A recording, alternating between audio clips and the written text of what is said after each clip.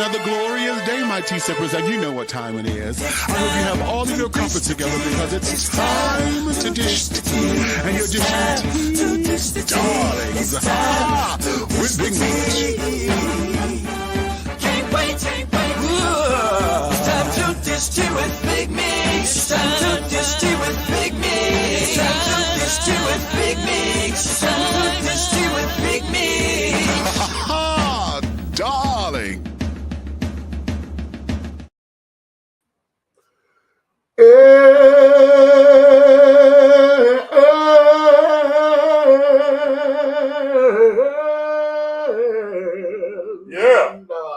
Yeah. Hello. Hello.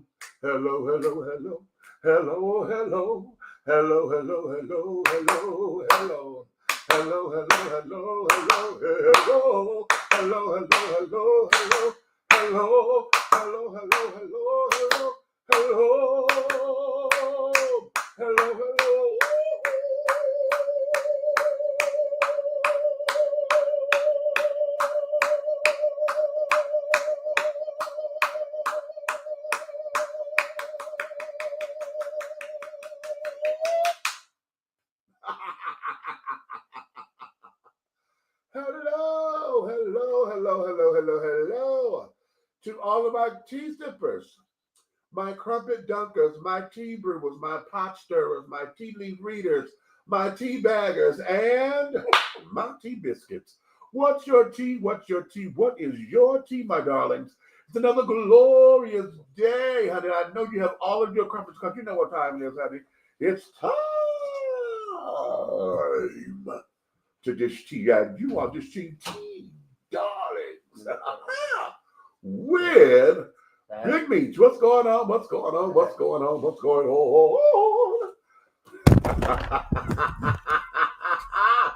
Listen, honey, I know I've been away for a minute, honey. Listen, the donut factory had me all discombobulated and things. Between the donut factory and then last week, we went out to the movies, honey. We went to go see Captain America. We went to go see Captain America, and I thoroughly enjoyed it, okay? And so this week, I had to make sure that we come up in here because there's a number of stuff that I want to get to you, and then it's just going to be one of those days. And for those of you who do not know and you are unaware, shame on you. Today is February 28th. Now, usually I don't like to put the dates on the videos, but today is February 28th, 2025. This is officially the beginning, the start of my birthday season, darling. Y'all know I come from February 28th until April 2nd. That is my birthday season, dear. And my birthday is this coming Tuesday, March 4th, honey, where I will be double nickels, honey. Double nickels, and I am glad about it. I'm happy about it. I like saying I'm 55. I like saying it, shit. Okay. So having said all that, darling, honey, I wanted to make sure that I came in today, cut up with you guys or whatever. So listen, for those of you who are here and those of you who tell everybody I'm here today, go get everybody, honey, tell all of them to come on in. Princess, where you at, baby? I need you. Nikki, I know you listen so damn well, honey. I'm going to send you the link. It's the same link. Bring your ass on up in here. But come on. Okay, all the children, honey, I need you guys up in here because we've been going to have just been ready to cut up. And so, you know, we've been ready to cut up. Guess who here with me? Guess what I am, honey? Look who here. Look who here. Look who here.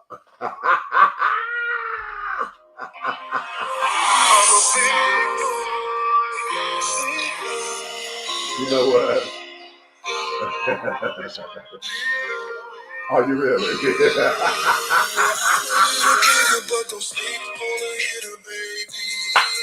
Big boys doing better. Yeah, I'm a little bigger, but don't sleep on a hitter, baby. Big boys doing better. Ladies, let me tell you what's going on.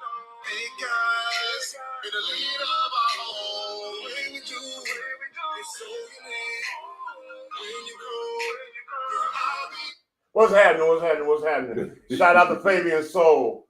Good song. Shout out to all my haters and my cheese graters. They all the same because they wrote it and they spoiled in order to be formed. How are you doing today? What molded? You know what? I'm not with you. And shout out to all of those that treated me like Damley. Damley is something like family. Something like family, but damn. Yeah, you damn, you was fake as hell. And damn, I'm a Libra. I'm gonna get you back. Oh, wait. We're not gonna play lick back. We ain't playing lick I back. want my lick. We ain't playing lick back. I want my lick. We ain't playing lick back. I want my lick. Okay. If you hate somebody secretly, don't tell them all your business. Ooh. Buck, what's up, baby? He said, hey, fam, what's up, Buck? Over here in the comment section. DJ, pick up your phone. You're on the request line. Okay. DJ Deep Fry. Okay.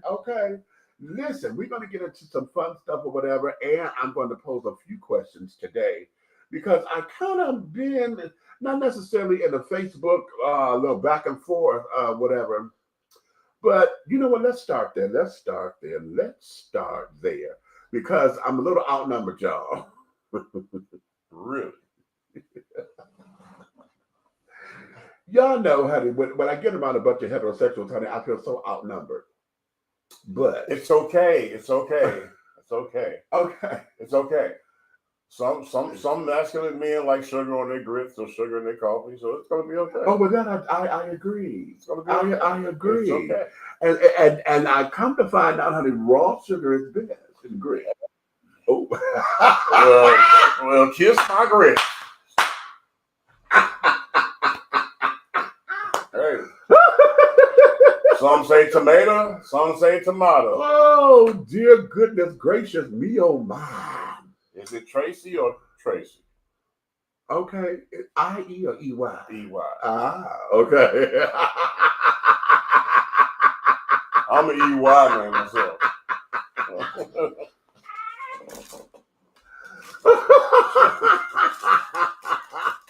That probably went over a lot of people's heads. That probably went over a whole lot of people's heads. Sad. Oh, dear mercy. Is it like Francis, honey? Is it I-S or E-S, honey? Okay. It all ends in S. Well, and it's a vowel and a consonant, honey. Is it I-S or E-S? It's a gift and a curse. Okay, well, one has a point and one got a loop, honey. Shout out to everybody who gargled this morning. Preparation is everything. Oh, exactly. For real. Okay, for real. Oh, wait a minute. Okay, I'm on the Facebook page and the naughty stuff got to popping up. What got to popping up? Never mind. Okay. Boy? Oh, Lord. Never Somebody mind. acting like their granddaddy. Okay, never you mind, honey. Trust truly and believe. But that's because, all of them Facebook groups and stuff that I'm in, honey, always sending stuff. And they send stuff they just send multiple stuff. So that's like I got all different. It's Friday night. Yeah, it's Friday night. Oh. Okay, but while I'm pulling up this question, let me start here. How many of y'all shopped? Did y'all participate in the blackout today? Did you participate in the blackout? Huh? Now listen, I'm gonna tell y'all what I did. I kept my black ass at home, honey. I was at home. I was going to get up because I wanted to make sure that all of our black-owned businesses in downtown College Park was going to be catered to. I was going. But y'all, listen, I got up and said, you know what, damn this, I am not going to get up this bed just yet. And then I get a phone call, what you doing? I'm resting. Want to go get something to eat? Shit. I'm like, what? Who did that? Huh? Who did that? You did that. Come on, who? Oh, that nigga. So I'm like, okay, well, you know what? Wait a minute. Let me get into it, right? Let me think about it. Let me get into it. Let me see what's up. And so Then I got dressed and et cetera, et cetera. Got up. My house guest Marvin. I took him to go take care of some of his business today. And Shout out to Francis L. and those particular things. And yes, it's been and it's been one of those things. So now we are here. So that there's that. But while I was at home, how many of y'all participated in the blackout? I want y'all to put that in the comments, honey. Y'all did not go to any big box office stores. You didn't buy gas. You didn't do shit. Did you go to the stores? Okay. Now, when they say the big places and the conglomerates, does that include the Bunny Ranch? Oh, that's a good question. Because that is a conglomerate in one of the oldest professions in the world. Well, yeah, that's true, but that's a good question. So I don't know. But it's an isolated thing though. But prostitution is an all-time high right now. Yeah, it is. But the Bunny Ranch is only one, and that's only in Vegas, so they're not considered to be a chain. You don't need more than one. Have you ever been? I don't need to be. Oh, that's right. You don't do right. I am the Bunny. Oh. In other news, in today's news, we're going to hop right along.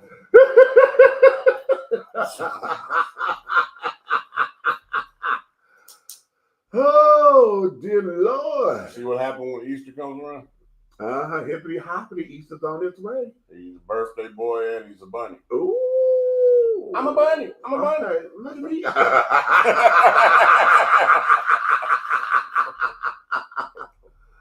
Okay. I'm still trying to get to the day. See, now I want to bring the comments up or whatever. It was a Facebook post that I was responding to. But while I'm still looking for this, how many of y'all are into Beyond the Gates? Huh? I tried to get into it, and I'm going to be honest with you, it is a good watch. It is definitely a good show to watch, but it's one of them shows that I got to watch early in the daytime because it starts to get a little mundane then, you know what I'm saying? It's a soap opera, so yeah. So, yeah, definitely made daytime TV. I'm glad that, you know, so what I said I'm going to have to do is sit down and I'm binge watch everything that then popped out on it already. But the cast is off the chain. Listen, let me tell you something. I'm already hollering at the damn TV. Yeah, the cast is off the chain. Okay. I am already. The little Miss Thing that's snatching people's husband? Yeah. Yes, sir. I need to send it. I need to be her FedEx guy. Okay. Package.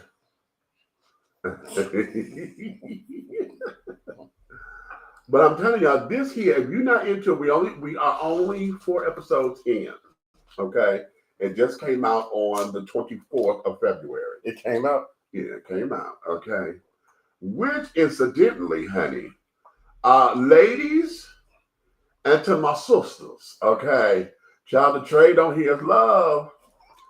Okay. Trade on here is lovely. Okay. The trade is love. Okay. I'm telling y'all now.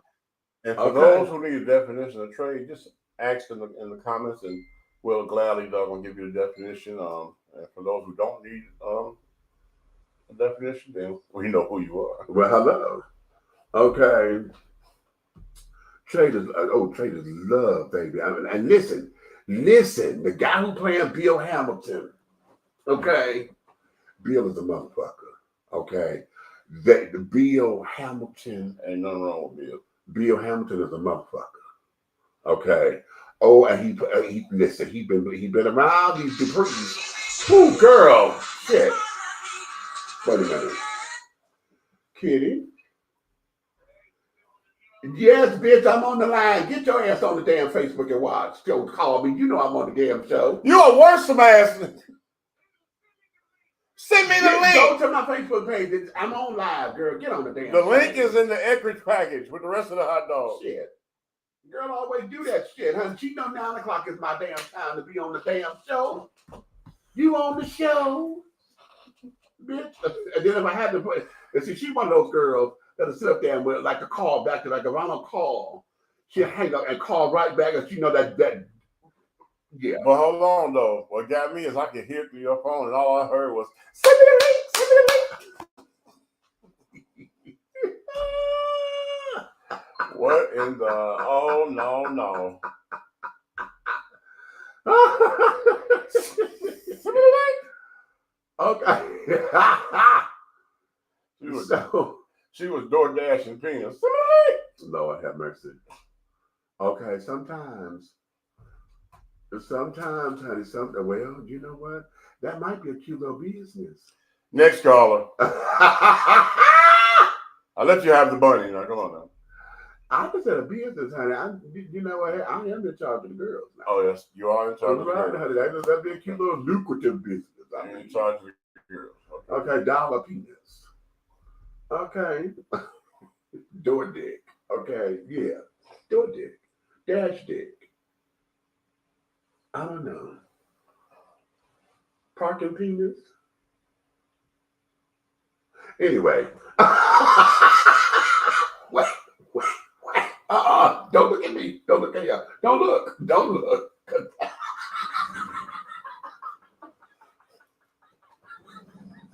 He was stuck for real, y'all. Did you see the look at him? He was stuck for real.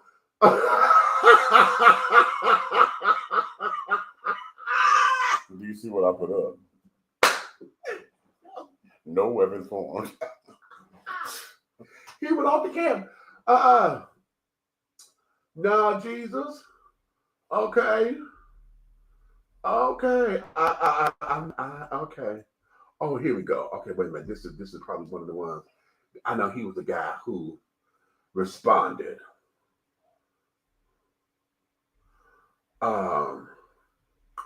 Oh damn it! And I was responding to him, and I ended up doing something, and I'm oh shit. I got to respond to that. But here was the original. Okay, Buck, we don't need you to entertain, okay? No.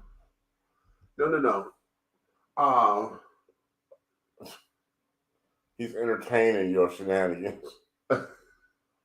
Here was the question that was posed. And it is men who are heads of the household. All right. Are you a do as I say, not as I do leader? Okay. But are you really the head of the household, or are you just holding that position because you are a heterosexual male or a homosexual male that's playing the top? You know what I'm saying? But usually, now here's the thing. Now this is very seriously. In rainbow relationships, particularly males, okay, the role of the top does not mean that they're the head of the household, or that means that they're the most masculine. How did I know you was gonna say that? Because y'all have some of the most confusing shit going on that I have ever seen in my life. Well, the thing of it is the whole idea of it is that we are not the norm. See, the norm is masculine and feminine. The man is the head of the household. The woman is the discipline. He didn't have to tell me that, did he? Okay. And I walked into that, Jesus. I walked into that one. That's me. That's me. Oh, that's me. Okay. So now, in rainbow relationships, particularly, and I'm talking men, and not lesbians, don't come at me because I don't know y'all. You know me, I'm a lesbian.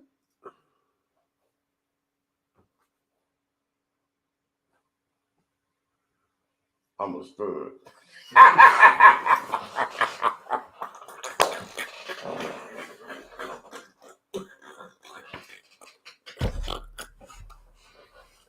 What?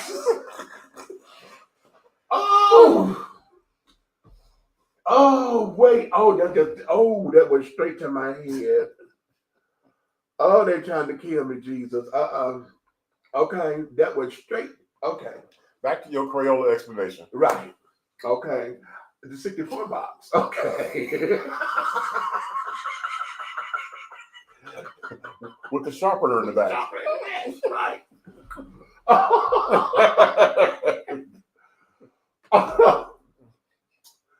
We, as far as head of household and the leader of the house and carrying on, those roles are not necessarily defined so definitively like that. Right. So the person who may be the top is not necessarily the leader or the head of the household. You know what I'm saying? Okay. Well, my Brista, I'm gonna call her my Brista because she's still my sister, even though she has a life now that does not include me. After 45 years, I'll get over it. I'm working on it. You want to elaborate on that? You look a little hurt. I'll get to that in a minute. Oh, okay. Okay. All right. Just checking on you. Right. Clear. Go ahead. You see that paddle? I'm gonna beat your hands. Okay. Been initiated. Go ahead.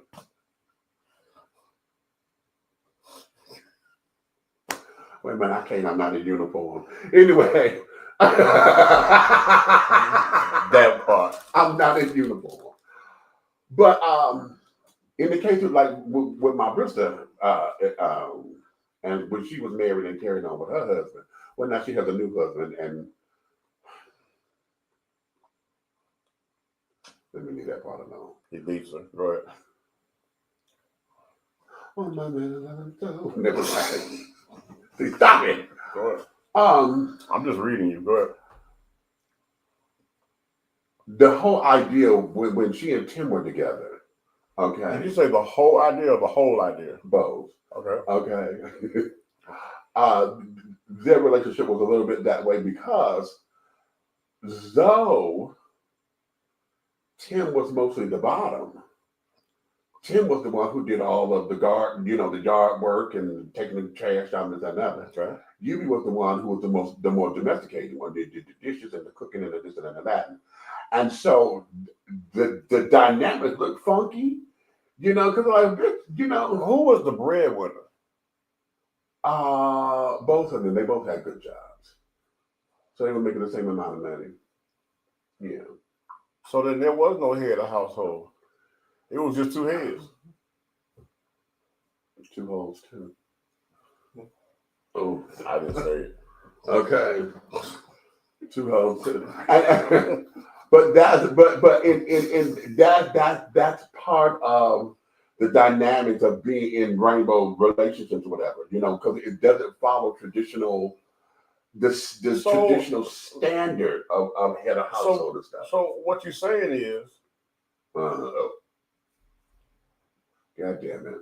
There is a destined for having a variety of what position you play in the intimate world or the emotional world of relationals when it comes to the rainbow world. So you have a choice. You might wake up on Monday on top and go to bed Tuesday on the bottom. For those who play that way, yes. So it's like, basically, it's not like I stand this ground, you stand that ground. No, we have that too. You do? We do have that. The more masculine, the more masculine appearing, masculine acting dudes, who claim to be I'm a total top kind of thing. Shout out to Puppy. Only want total bottoms. Okay. Because of that whole machismo thing, I'm not. Shout out to Will Smith, but you know what? Okay, I'm gonna let you have that. I'm not gonna get distracted. Okay, you got it. Okay.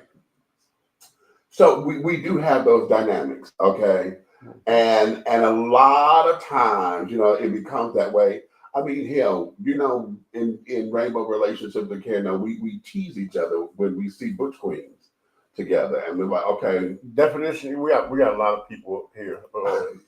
Butch queen? Butch queen.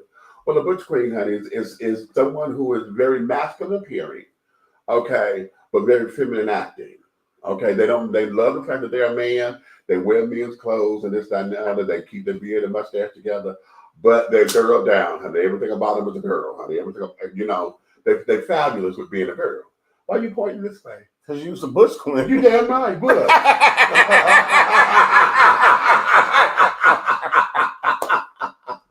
Yes, butch queen, butch. Okay.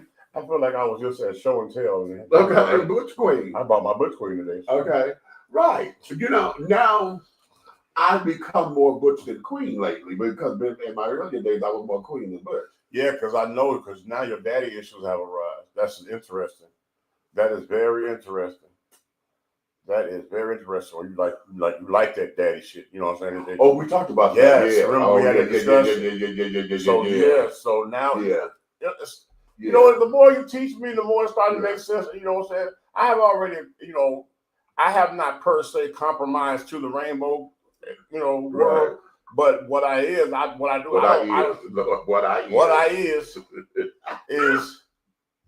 this is where I stand with this. Mm-hmm.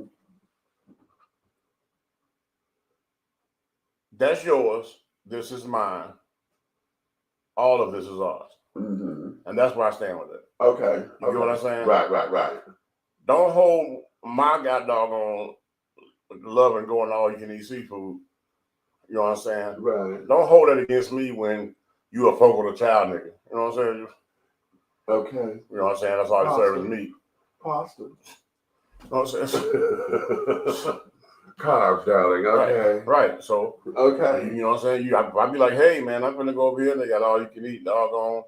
You know what I'm saying? You know, crab cakes and all that stuff. Right, exactly. And I'd be like, hey, I know you're going to go over there because they're going to keep breaking that meat on your plate. Bird, honey. Bird. All I need is poetry. Tastes like chicken. Okay. Tastes like chicken. I told a young lady that years ago. She was like, "You're right." But anyway, go ahead. Anyway, right. See, we have the same struggles. But okay. I got to here. Okay. But a lot of times, in that whole dynamic of do as I say, not as I do type leadership, this was my response to that question. Okay. Because I said, yes, many, if not most, can be because that's what we've been taught. Men have not had sit-down examples of how to lead, plan, strategize with the family with a partner or helpmeet. I said we have been wired to be a dictatorship within a household versus being a partnership. Many rules are unspoken and most are learned in the streets. That goes against said rules. Those that go against said rules will have their masculinity challenged and are often seen as weak or henpecked, aka pussy whoop, or a mama's boy. True. Okay. Now, I was challenged by that. Okay, I was challenged, and this child's name is King Patterson. Okay, and so he asked me, "Who were you? Who raised you?" Right, and of course it was written. And the way how I took it at first, I was about to, baby, I was pretty good to scream. Because for somebody to ask you a question like that and a response or a reply, it used to be, okay, before I went to the University of Rainbow Coalition, right? And I started to learn about their culture. I, myself, used to see a flamboyant guy walking by, twitching and switching and popping and then doggone 3 rainbows and a snap and all that crazy stuff. And I used to be, and my first response used to be, "Where is your daddy?" Right. You know what I'm saying? So, and after learning where and how and these things come about, I apologize if I would offend anybody, but you know, that was me. This is now. We cool. But look, but at the same time, "Where is your daddy" was a statement of old school where men were more involved with their sons and they instilled that, you know, get your punk ass up, dust it off. Right. You know what I'm saying? Don't be no sissy all your life. Right. You know what I'm saying? You know that. What you mean you quit? You ain't gonna quit. Get up, nigga. You know what I'm saying? I'll bust in your chest. Okay. Right. That was Bullshit. that. Right. Yeah. Right. That was that trying to pour that masculine hoorah into your child with the fear of him coming back and saying, "I don't want to play football, Daddy. I want to be a Mac makeup girl." You know what I'm saying? Oh, even even worse. Right, okay. Wait!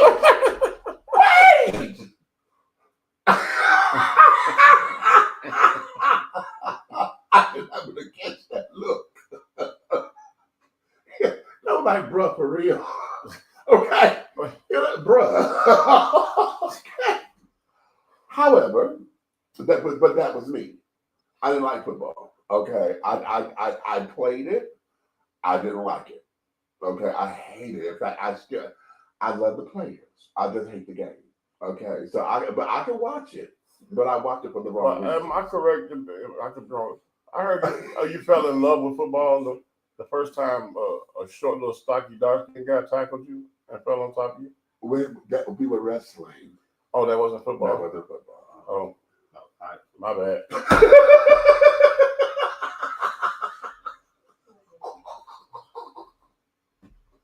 That was wrestling. Oh, okay. However, All right. yeah, okay, but I do like little stocky little things. And I'm glad we're going through this right here because after we do a commercial comeback, I have a serious approach topic to what we're doing. Yeah. The things we're talking about. I do have a serious, so I'm ready for to get into the psyche of everybody's opinions. Uh-huh. You know, the listeners, the watchers, everybody's out there, the people that's trolling. You really need to stay tuned tonight because I got some things that are serious. You know what I'm saying? That I know people think about, but they're scared to talk about. Right.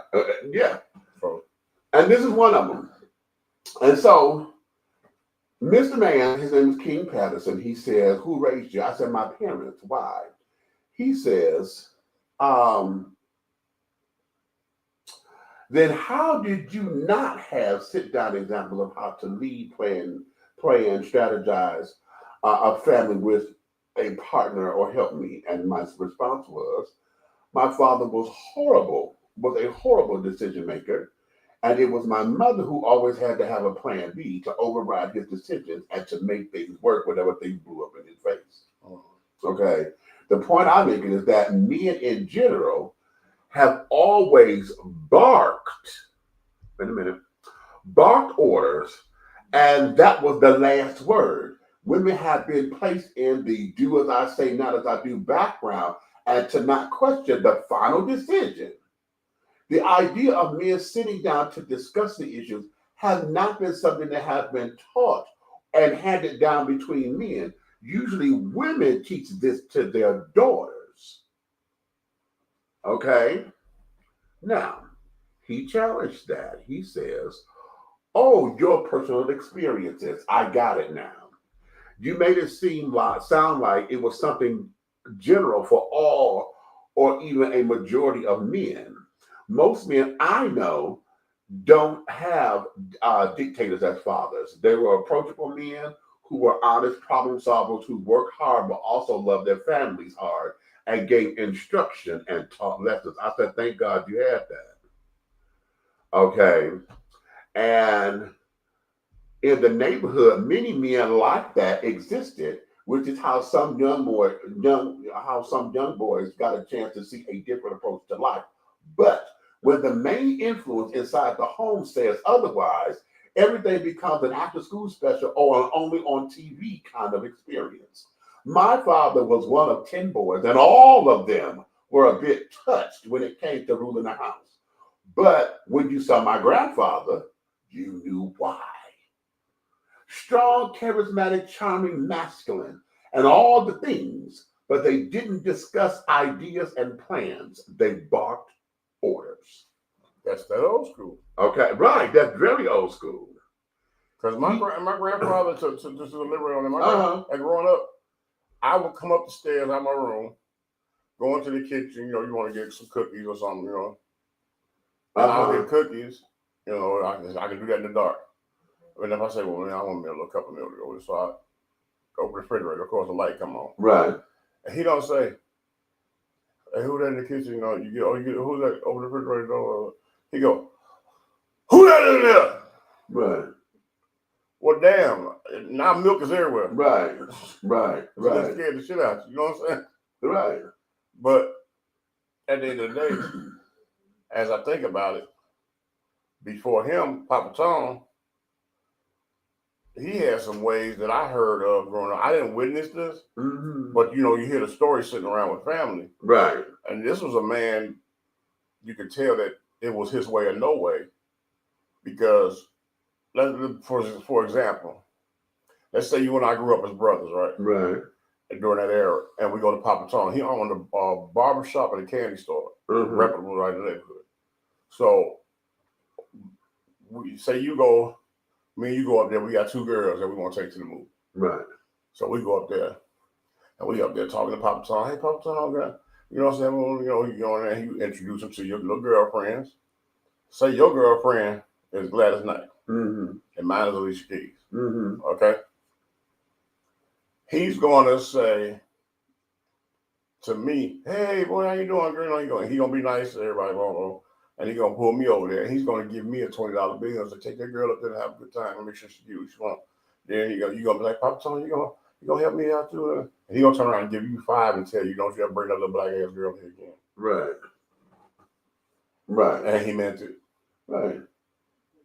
Right. So for a lot of years, what you've heard stories from me talking to you, I was wondering where I got that from because it poured into my dad, right? And my dad would only doggone date high yellow women. And then when I got to high school, I didn't want nothing but yellow women. Right. If you wasn't high yellow, long, pretty hair, whatever, I couldn't even see you. You could run, bump dead into me, and I wouldn't even say, I wouldn't even say excuse me, or you say excuse me, or I would keep on going, talking over past you like you was invisible. Exactly. Because I had one follow me around 2 school semesters. Carrying my books and everything, and I always looked it up like, I'm like, that was up, little sis. You know what I'm saying? But come to find out from other people, they were like, she was sick in love with you, like, and you just pat her on the head like a little puppy. Okay. But then when we got older, I learned to appreciate all women of color. Okay. Yeah, I ain't gonna go there because it's kids watching, but yeah. Just know it was an awesome experience once I realized who she was. Wait a minute. We've been missing these comments, and these comments are baby. Hold on, I got to go to these comments because the comments are they're cutting. Hold on. Come on, move, mouse. Come on, baby. Use that one. Okay, yeah. Okay. So, all right, let's see. What did you do? You sure you just hand up everything? I didn't touch it just then. Turn the light up. Turn it on and off. There you go. Oh, there we go. Thank you, Jesus. Okay. Now, what we got? We got Chris up in here. What you say? Hey, Chris, what's going on, baby? What's happening? Over there hubbing. Okay. Oh shit! Wait a minute. I'm moving too quickly. Come on, and do the thing like I say do. You know what? Come on. Do I did it? Nobody buying Coach today. Goldie says it's a holiday. Okay. Yes. Okay. Let's see. Haven't seen it yet. I'll check it soon. Okay. Hey, what's going on, nephew? What's up? Where you been, boy? Young man. Sounded like my mama there. Where you been, boy? Okay. Happy early birthday. Thank you, baby. Okay. Over there, Alphabet Children in the cast. Yes, honey. Yes, they are the Alphabet Children in the cast. Yeah, of course, darling. Of course, we're everywhere. The grandson, Martin, honey. I just don't like the fact that he's in an interracial relationship, honey. I would have loved him to have a black husband. But it's okay. I'm sure it's going to come out because the husband cheating. Okay. Yeah. Hey, Unc, happy early birthday. Thank you, baby. Thank you. Not Uber. Right. Who's on the line? Shut up. Oh, that's this kitty girl, honey. Okay. What about a household of 2 trans people? How does that dynamic work? Now, let me tell you how that kind of works. There's a lot of dolls around there. Exactly. but because I know several trans persons who are in relationship, and I know trans men and trans women are together. I know 2 trans women that are together. I don't know 2 trans men that are together. So when they build a household as a unit, do they get cat dogs or dog cats?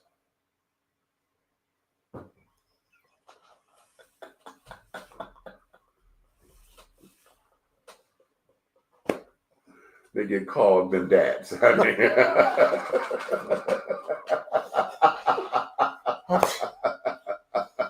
I'm just dads. Okay. That dynamic is a little strange. I'm going to put that into the same idea of rainbowism. Okay, unless they're like the trans man and the trans woman. Okay, and I'm gonna use Flame Monroe for this because Flame is a trans woman who dates trans men. Okay, she says that. She said, and she's very open with it. She says, I like vagina. Okay. And so she doesn't like girly girls or whatever. She likes trans men. They need to be boys. Okay. But she said, for 23 hours of the day, I am the woman in this relationship. That 1 hour, boom. Okay. And she said that on the Breakfast Club, I believe. So in that, it functions and goes, in the traditional sense, I guess. But I also know that there are a number of trans persons who have gotten together, a trans man and a trans woman who have gotten together, and they created families. As a fact, it's a couple. So when they go, so just I have to ask you questions when because I had to catch you when your juices are flowing. Okay, I didn't know you cared.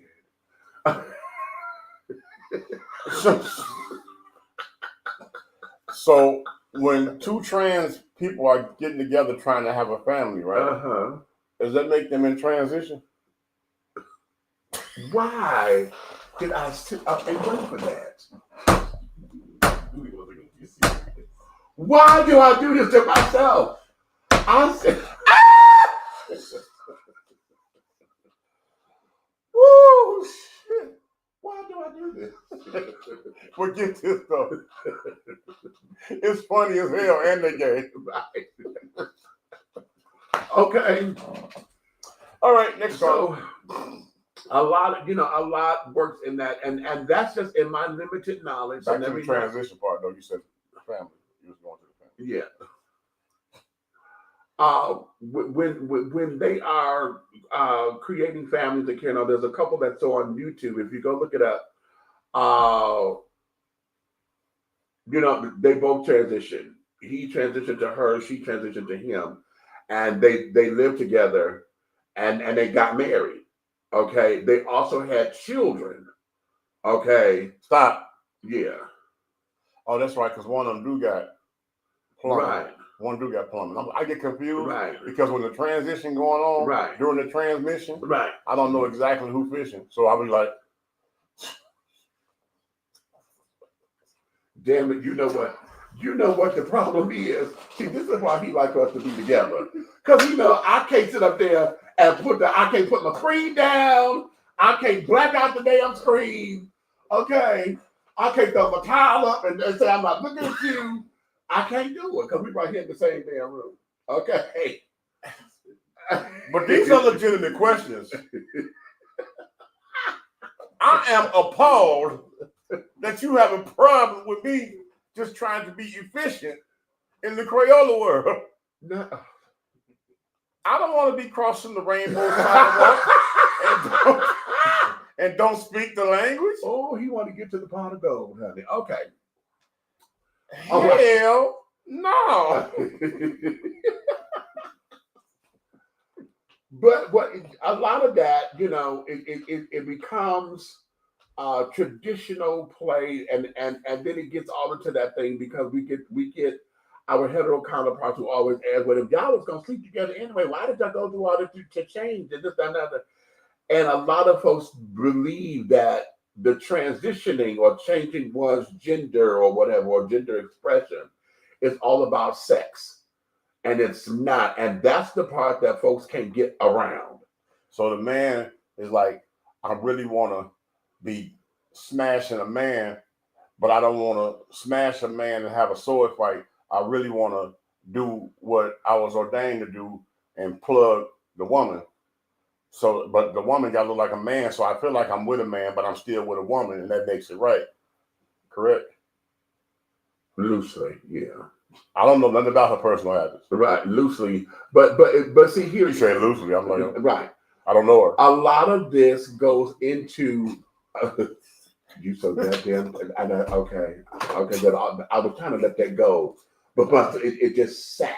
You don't have to let it go if it's loose. It's gonna fall out.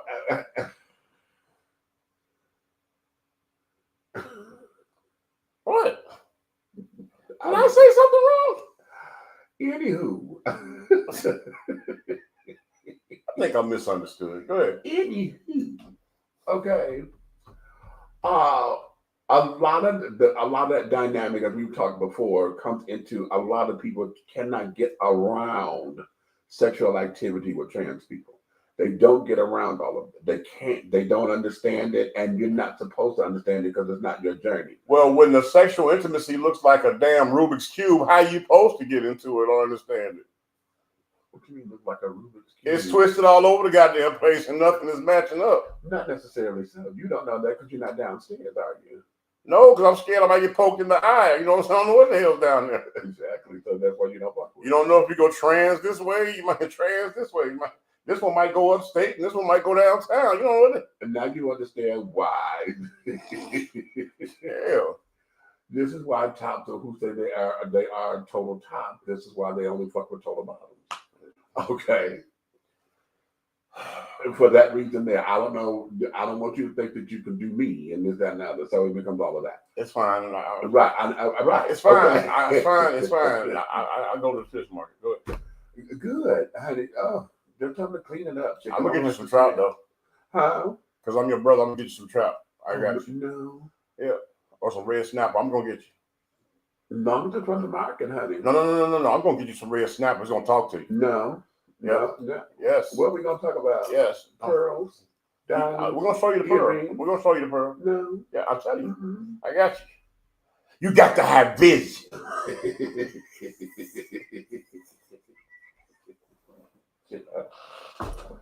I'm not going to tell you. Okay, don't hurt yourself. Hey, we're going to take Meech to a strip club for his birthday. All right. For what? Huh? For what? We're going to give him some clap dance.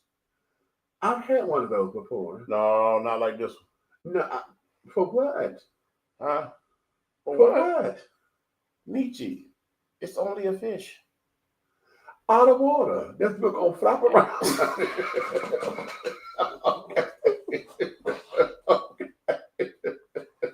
Oh. Okay, no. Okay. That is true, but read that. The whole breadwinner dynamic come into play as well. I believe so, because this is the whole do as I say, not as I do. You know, let's look at that, because the whole idea is that, whoever makes the money is, pays, how does the thing go? He who holds the purse makes the rules or whatever. And it becomes that. So a lot of that do as I say, not as I do type of leadership, when the man is barking orders, comes from the fact that, hey, I'm out here busting my ass every day. Oh, I need, I'm coming home. The house is supposed to be clean. It's supposed to be because I made all this money. But the head of house, the head of household, people have always misconstrued that as automatically being the man. Exactly. Okay. Exactly. But peak game. And because it's February 28th, I'm finna drop an IRS bomb on y'all right now, because our government is notorious for not advertising these things. And they don't tell you these things, and it slides right by you, and you end up missing money. Hear this, America. When you're filing and you have a significant other and a child, one of y'all can file head of household. and file the child. Right. And the other one can file single and file the child as well. Wow. They're not going to tell you, look how much money you missed, because you can actually qualify for earned income through your tax return as single. If you're married or y'all in the same household, you got a head household there, and you got somebody filing single there, and they can file their child because they both are responsible for their child. Both responsible for the child. How about exactly. They ain't going to tell you that, but Big Red Fella just did. Huh? Okay. Hey, Patricia, what's going on? My dad did all of that. See, again, so you understand what I'm talking about? And yeah. Okay. I taught my son and daughter. Unfortunately, the then husband, now ex, was busy whoring. Oh, well. Oh, she said with a W. Yeah. You need a hug? No, that's serious. He wasn't just whoring. He was whoring. Yeah, it was okay. It was horrible with a W. Yeah. Okay, whoremonger. Oh.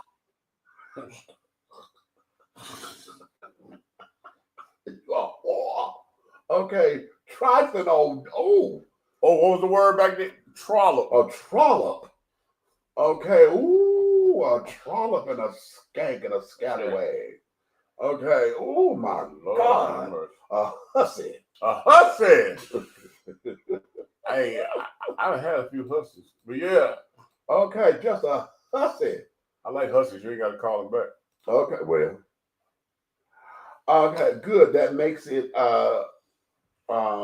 better. Watch with a diverse cast. Yeah, go get into it, but it's a soap opera, so it comes on every day at 2:00 on CBS, wherever your CBS channel is. Honey, come on every day.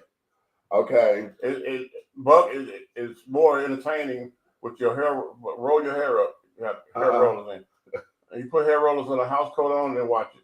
You know what? I can't fuck with you because you're right. Because I have my house coat on and a bowl of cereal. Okay. And a bonnet. Okay. Trying to grease my scalp. Okay. Oh, child.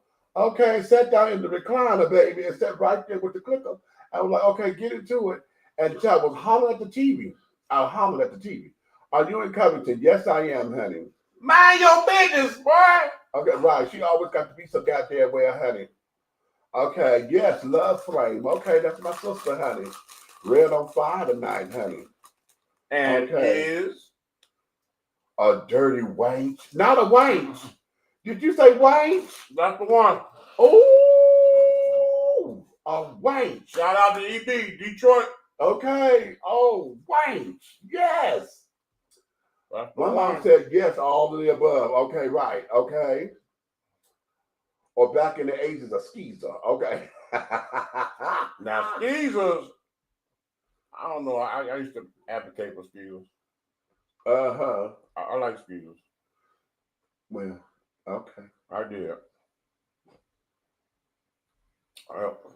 Skeezers were right before they got on drugs and they became scallywags. Well, exactly. Right. Yeah. They were right. Yeah. God bless it. Oh, Lord, honey. Well, trade was just trade, honey, for us. We didn't necessarily classify. They were just trade. It was just trade. You either trade or my husband. Okay. Don't forget the granny style house shoe. Okay, the little slide that you scuff in all the time, honey. You understand. Okay. So that there was the tea with him. Did I read his final response? Wait a minute, where is it? Oh, I did not, because he responded and said, what did I just do? Oh, girl, did you just? I know you didn't pick it out, dude. Oh, let me see, you so late.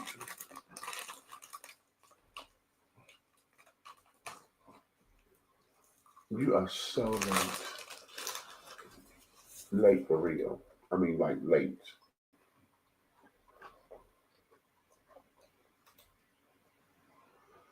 Oh dear. Well, never mind. It must not be meant for me to read because I didn't end up clicking the thing and I got out of the doo-wop. So okay. Anywho, I wanted to get you guys the thoughts on that because I thought that was very interesting. And even though my comments and stuff, you know, had a little pushback from Mr. King. The thing of it is that I don't believe that he understood where I was because of what his experience was or whatever. You know, he just wanted to sit down and make it seem as though I'm just coming from an experience. But like I was trying to respond back and said, you know what? Here's the thing.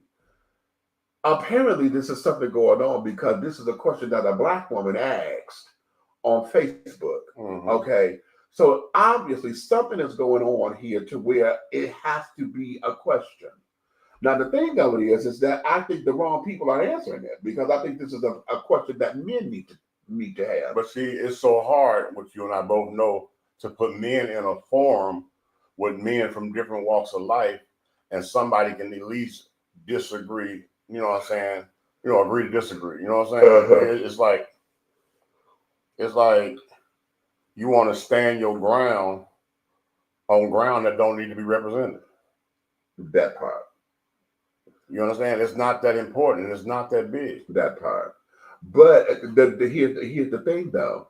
It's not that big and carrying on. But what we have done as men and as males in this world is that the fight for our masculinity is so that way to where this is what we have to do. We are fighting to make sure we're not seen soft, we're not seen arbitrary against what the man code is.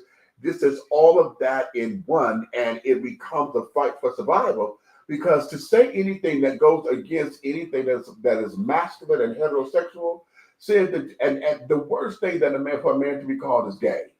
In this world right now, to call a man gay who is heterosexual, that becomes everything. Okay. Let's touch that before we go to commercial. Let's touch that. Gay, right? Yeah. Masculinity. Yeah. Today's male. Yeah. With their pants hanging out their ass. Okay. Don't you stop me. Johnny, come hit me. Because that's exactly what that is a campaign for. Hello. They have been told this time and time again, and they continue to lower them, lower and lower to the point that they are right around their kneecaps. Right. I have yet to understand a person of opposite sex or just a person of intimacy or engagement that's enticed by a human being walking around with their drawers showing. Right.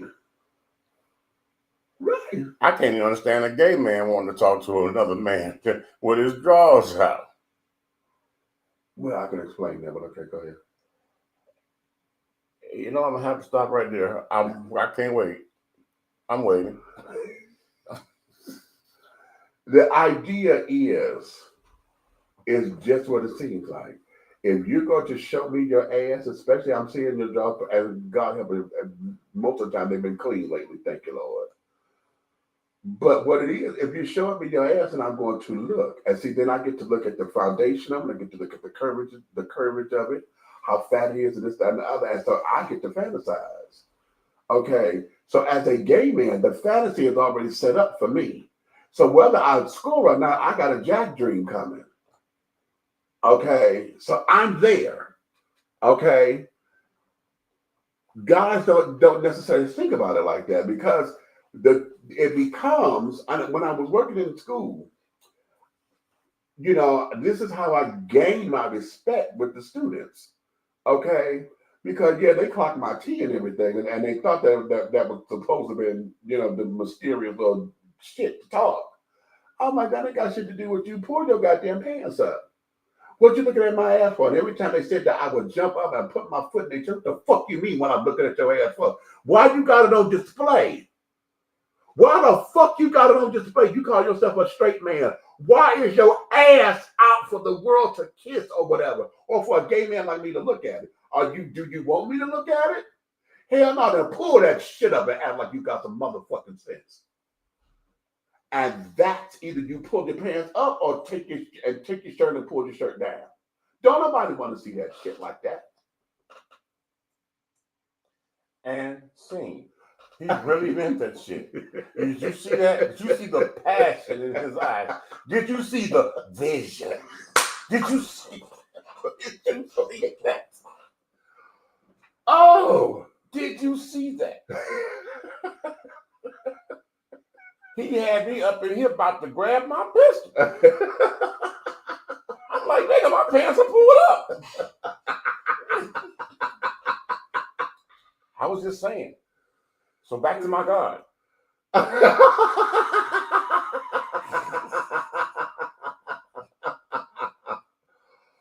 But that's what that is. So, you know, gay men in particular, we don't necessarily, it's a shocker to anybody when you come up with somebody and all of a sudden, you know, well, it just happened to me today. Where were we? Where were we? Because the guy, Obviously somewhere where they showing their butts. no, right. Because the guy, what was that? I was getting in the, I was taking Marvin to the bank and things, and so the guy came. He had got out his car to go in the bank. Okay, and in the front, you know, he doing his little jazz shit, talking to a guy who's boarding the car, this and another. When he turned around to open up the door, why am I noticing that you got on heather gray damn drawers? Because your belt line is right at the top of the cup of the ass, right when you like to slap, is right at the top of it. So I'm saying all of this, and I'm about to get the shape of this ass. He said, you like to slap. He meant him, not me. Okay. All right. Listen to me. I'm using the you and the proverbial, okay. He said pervert. You heard that? You know what? I'm so sick of you. Okay. All right.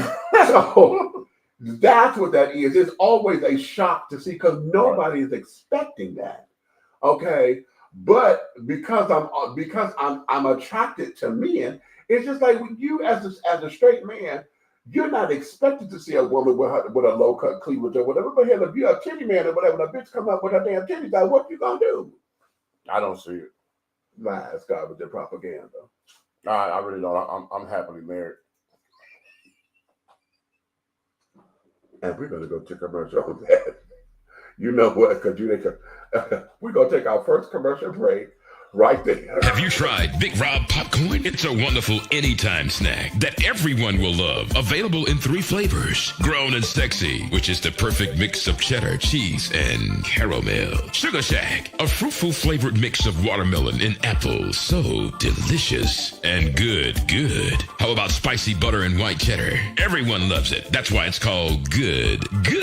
All Big Rob snacks are manufactured in an FDA approved facility and flash sealed for freshness, safety, and worldwide delivery. To order, call or text 937-367-8650. That's 937-367-8650. Or contact Big Rob via Instagram at Hey Big Rob. As the holidays approach, take advantage of the holiday special. Purchase more than 2 bags and receive a free CD. Call or text 937-367-8650 to place your order now. Big Rob popcorn, the perfect snack that you will love. It's so delicious. Be bold, be unique, be the tea with a unique body oil fragrance from the Sensuality Fragrance Collection. The Sensuality Collection embodies a unique array of customized original scents created by Big Meech. Indulge yourself in such fragrances as eye candy, foreplay, anticipation, shower fresh, naked beauty, or pay homage to the motherland and choose an oil from our exclusive Wakanda collection. Over 17 different scents that will tantalize your senses. Order yours today. Log on to www.dishingtea.com for more information. Because remember, it's all about the tea. Sensuality, that is.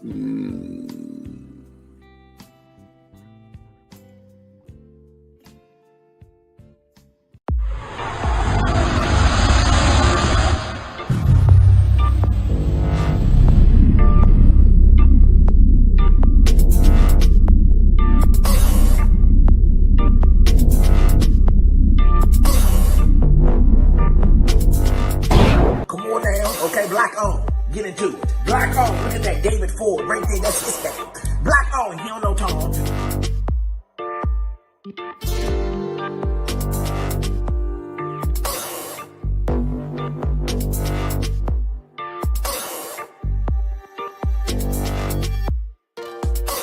Look at that, David Ford, that's his thing, he don't know Tom. Yeah.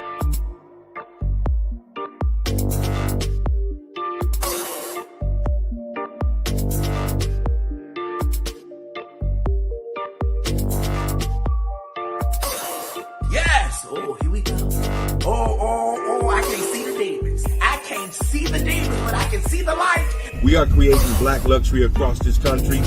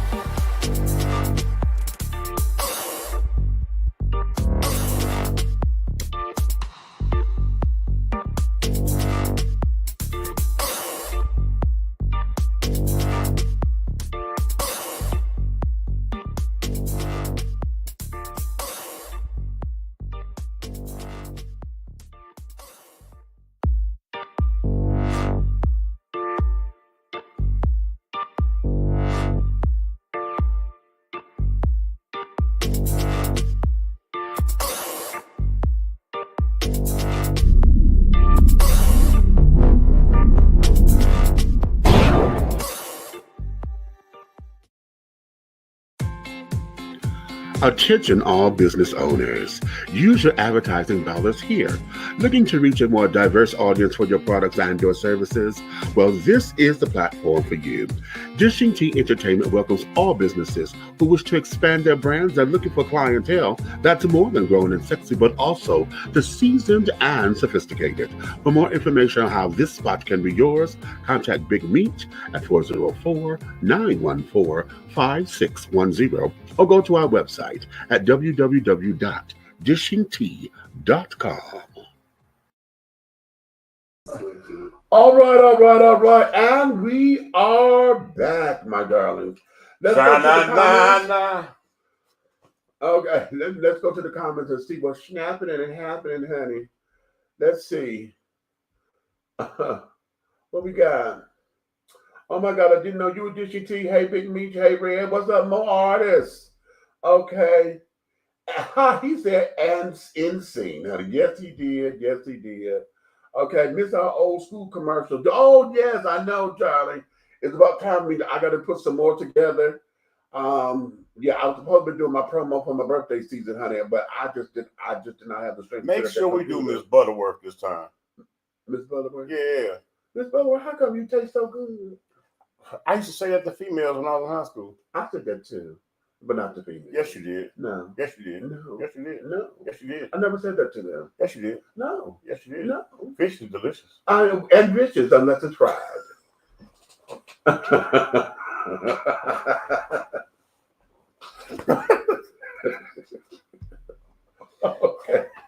Okay, I'm back. Yes, he was a whoremonger, and that church like he's a saint. Oh, Miss Pat, come on, girl. She said, oh. Demetrius, how is it that you're describing his jaws and ass with vivid detail? Because, darling, that's just how well I was able to see. Honey, listen, I may not eat carrots all the time, honey, and my vision may not be like it was when I was 25, but bitch, I'm 55, can still see very well. Okay? And I know my colors, honey. I'm part of the rainbow community. You know we did with 64 colors. This is how you learn your colors. Well, they say gaydar only increases. Well, that depends. Okay, that depends, honey. Because if you don't use it, honey, you can be a little off kilter. Did he say depends? Yeah. Okay.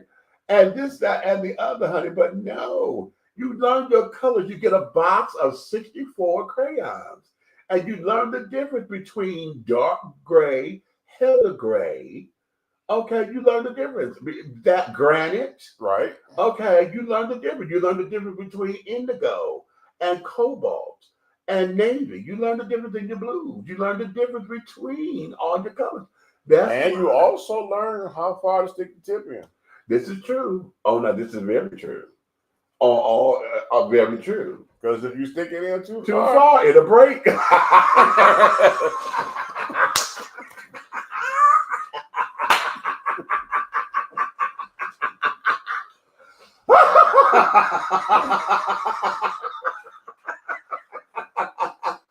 Yes, God. Oh, you dirty mind people. We're talking about crayons.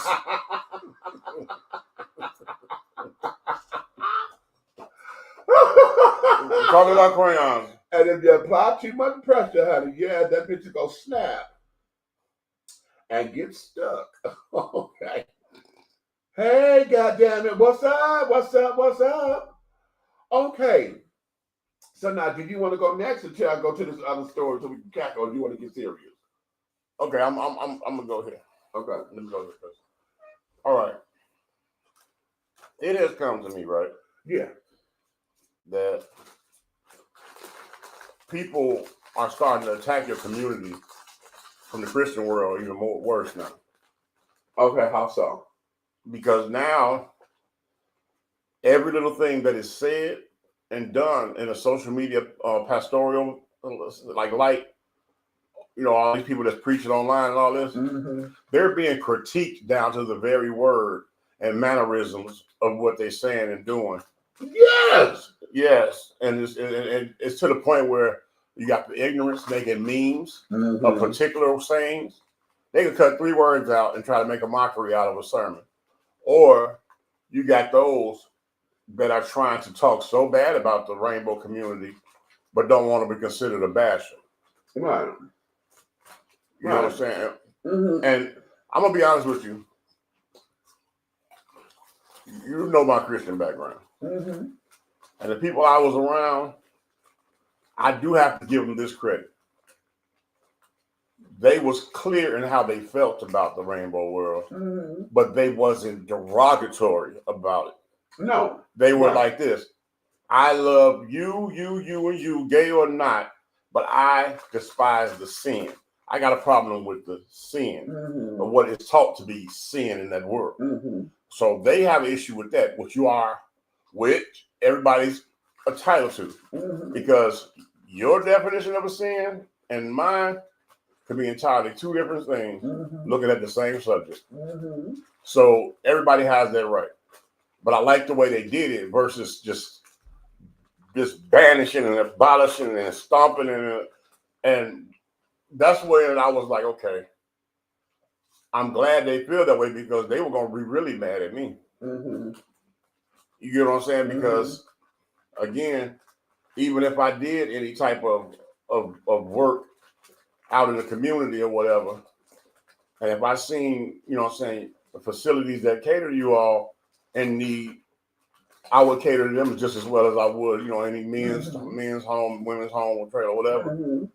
And I would just hate to be in a position where the leadership looks at me sideways or tries to reprimand me for doing so. Because I was like, remember I just told you, I just was taught a lesson about being judgmental, you know what I'm saying? And I guess that lesson was brought to me through a vessel of Christ, you know what I'm saying, for me to learn this lesson that, you know, they say you're not supposed to cast judgment in the church and all that. Okay. Well, I've experienced a lot of judgment casting. What I didn't experience is people asking the pertinent questions about any subject matter or situations that they were casting judgment about. You know what I'm saying? Because sometimes a situation, you could be just sick of it and just be like, you know what? I'm tired. and this, you know what I'm saying, and you don't even, you just, okay, you got it, because if you went through a bunch of, you know, lying and belittling to doggone make this happen, I'm tired. Right. But nobody still say that wasn't a slice, you know, things, sometimes we do things, it's not a solid slice of cheese, it's Swiss cheese. There's holes in it. But nobody wants to feel the holes because the negativity is overriding it. So there I've been casting judgment. But then I was taught recently that we all have a right to be judgmental in situations, but we can't condemn you. The only person that can condemn you is Christ. Right. So here's the thing. If somebody's being judgmental based on the limited information that they have, okay, then is it not, when you totally turn your back or your loyalty becomes trash, whether it's somebody you thought you was almost so closely related to family-wise, you know, the loyalty becomes just garbage. Like it's like something lower than what you flush down the toilet. Right. You know what I'm saying? Is that not condemning a person? Good question. If you're breaking that person down constantly, okay, you can have a judgment, you know, process of whatever the situation is. But after that point, anything beyond that is condemnation. Right. Let's break that down. Let's do this. Because it's interesting that you go here. Because I don't know if you heard me earlier today. Because I was like, damn, what is going on? I had come across something on YouTube, and there is this trend now of this whole moniker of folks asking why have black men don't like going to church. Okay. And it's becoming this whole big old thing, right? And I'm like, why is this such an important topic all of a sudden, right?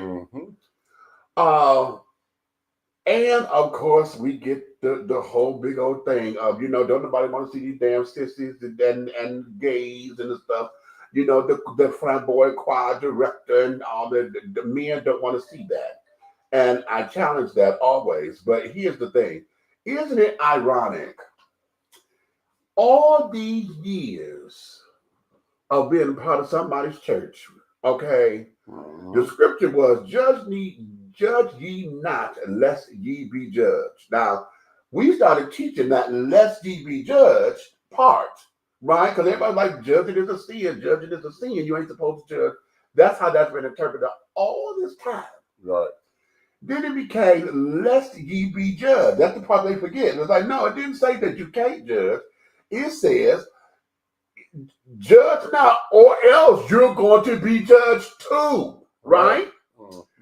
So that's that scripture. But now, all of a sudden,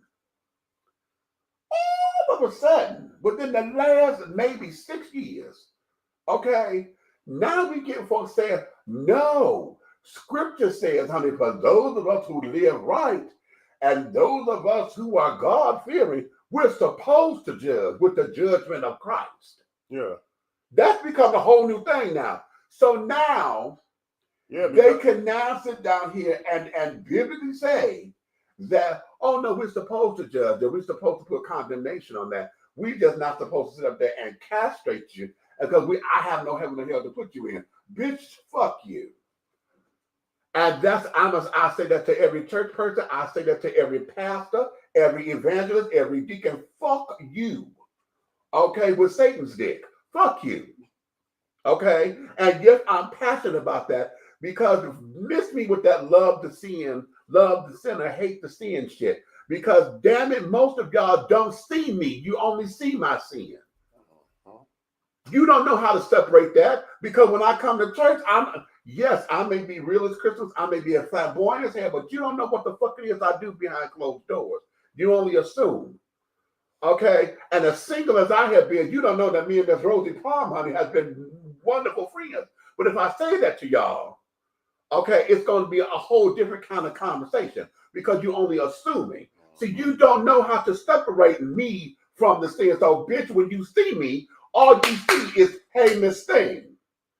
Okay, that's all you see. That's all you interpret. And if a bitch could come there and woo-hoo in the choir to make sure that folks pay their tithes, everything is cool.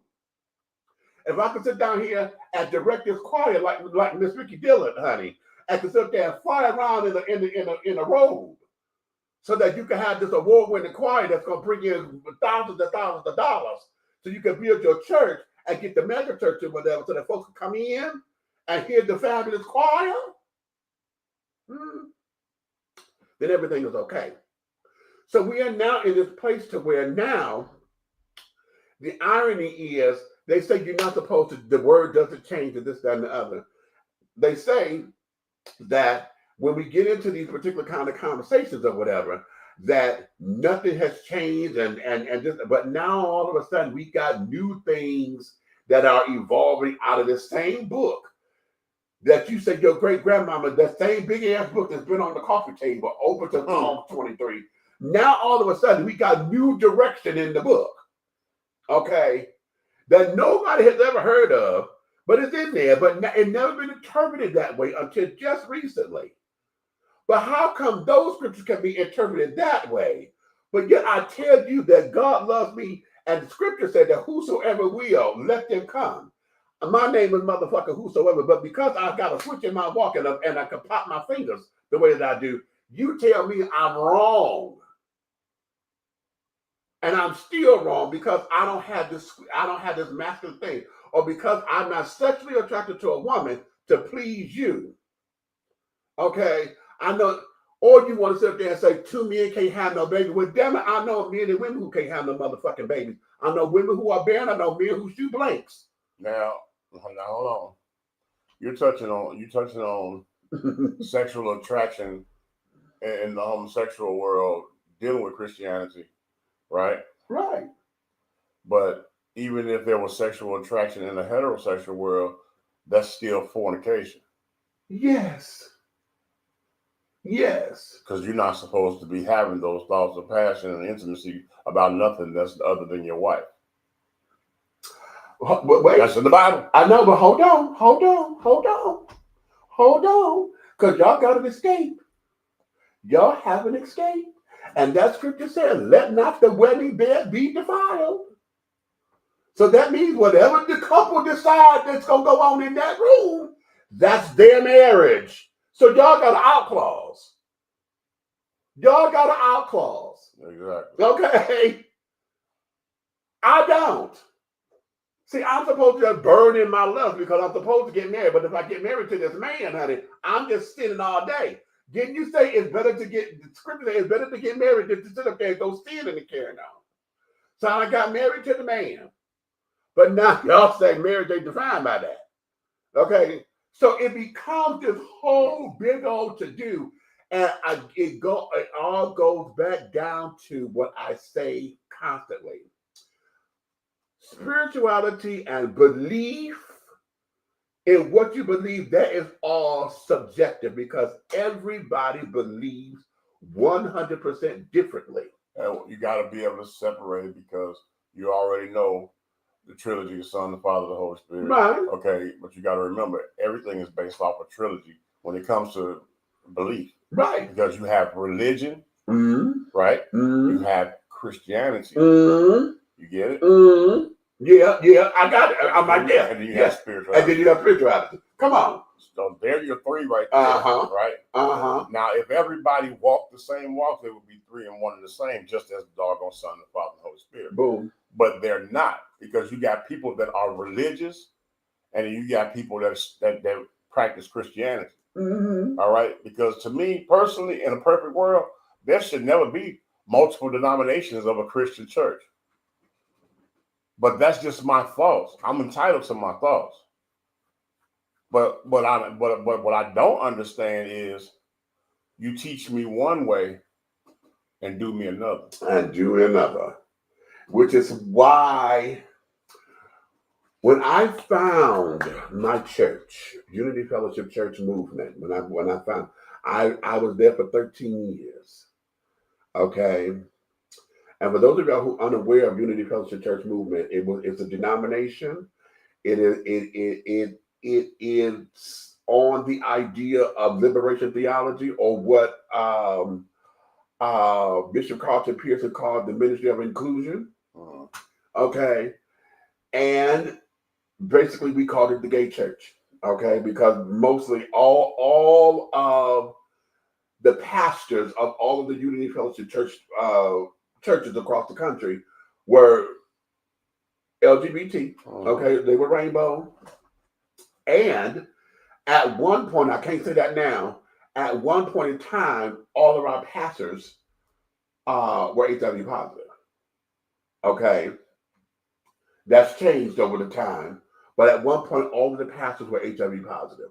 And the reason for that was because the church was started from an HIV movement. Okay, Carl Bean, the same, I'm gay and born that way, Carl Bean.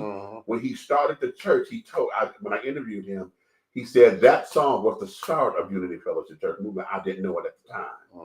Okay, he said, but then when he did Minority AIDS project out of California, and how blacks were not getting the medicine when the HIV/AIDS crisis started, that's what came. And because the church was throwing these folks out, this is how Unity Fellowship Church movement came into existence. So the thing became, now the pastors and carrying on were part of the movement, dealing with the struggle. This is how the ministry came about. I came to them because I heard about the gay church. And I'm going to tell you, when I first heard about it, I went in with the idea of, I'm not going to nobody's church and telling me it's okay to go hang out at the club. Okay. Now she stopped. Right there. Here it is. You're okay. And I want everybody to listen to this clearly. You're a gay man. Yeah. That wants to study your walk with Christ. Right. Or build some reputation with Christ. Because everybody's relationship with Christ is relational, meaning it is theirs and theirs alone. Right. It is not everybody's doggone relationship. Exactly. It is your relationship. Exactly.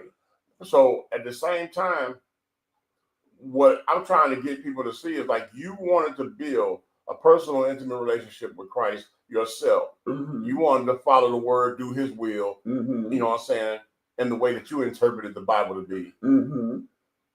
But yet and still, you weren't allowed to do that. Right. Because there's guidelines right. for a gay man in the Christian world. Boom. Boom. Long as I'm quiet. See, they want us to be quiet. They want us to come in and not talk about it.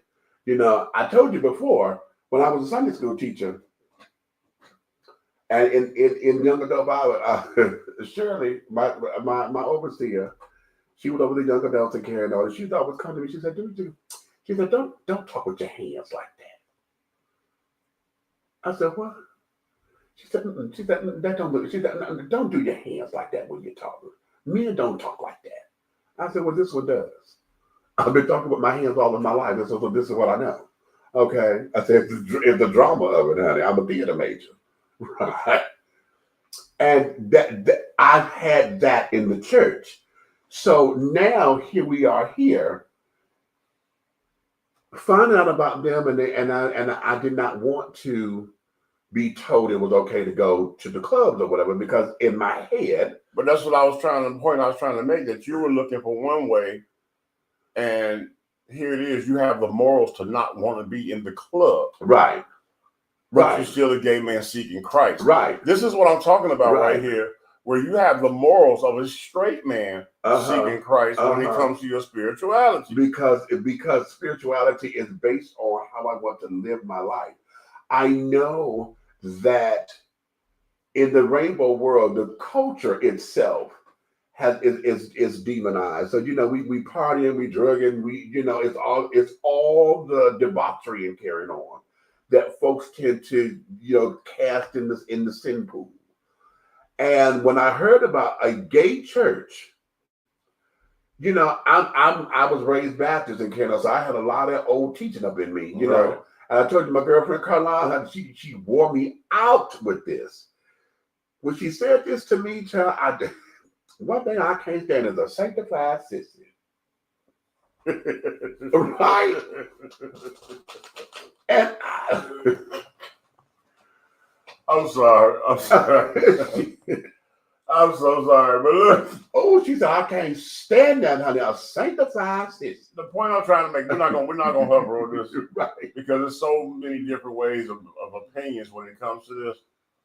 I just wanted to be clear that if you can tolerate anything, Right. then why choose one thing to not tolerate? Dig it. Right. Got it. Exactly. Exactly. Because that's not unconditional love. Exactly. That's not unconditional. Okay, so again, like I said, and I just said this speaking to somebody that I hold dear to my heart, that men themselves, you know what I'm saying, they love unconditionally in relationships in the world, whatever type of relationship, whether it's seeking Christ or whatever. When they decide to go all in, they go all in. Right. They might not go all in the way you go in. Exactly. They might not walk down the street standing with signs screaming hallelujah. They might not be sitting all over the place and doing all this and doing everything you do. But who are you to say that they're not studying? You can't see through the walls of their home.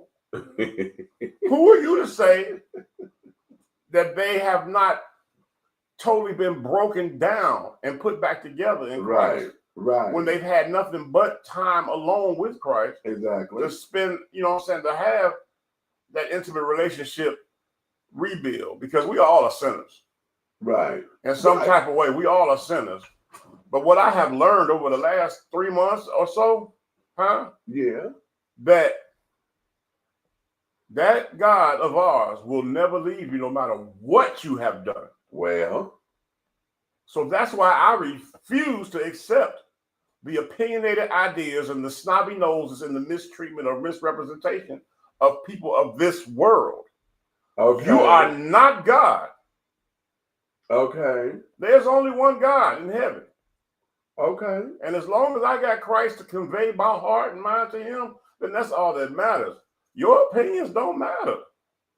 Right. And that is where our strength comes in, because regardless of what the world looks like and say and do and carry on, how you interact with your faith, with your belief system, and how you stand and rock in this world, honey, it is what it is. Look at the children. Let's you know what? Let's look at these Israelites that come out here on you know, in the purple robes and stuff. Purple robe, right? Okay. They come out here and baby, they don't give a damn about if anybody thinks that they're crazy or whatever the case may be. Their belief says that this is what they're supposed to do. And that's why I stopped even having, I used to have little smirkers and jokes about that.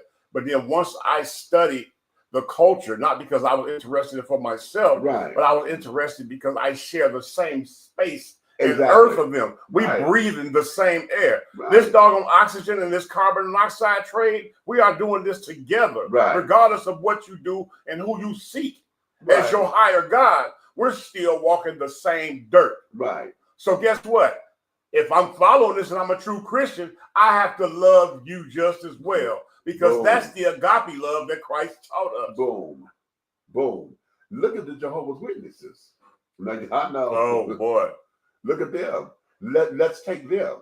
Okay, they become the joke of Christianity and carrying on, because you know they do the work. They come in, they go, they do the door-to-door services. Whether they're not so much like they used to back in the day, because you know that's changed a little bit, but they still pass out the tracts or whatever.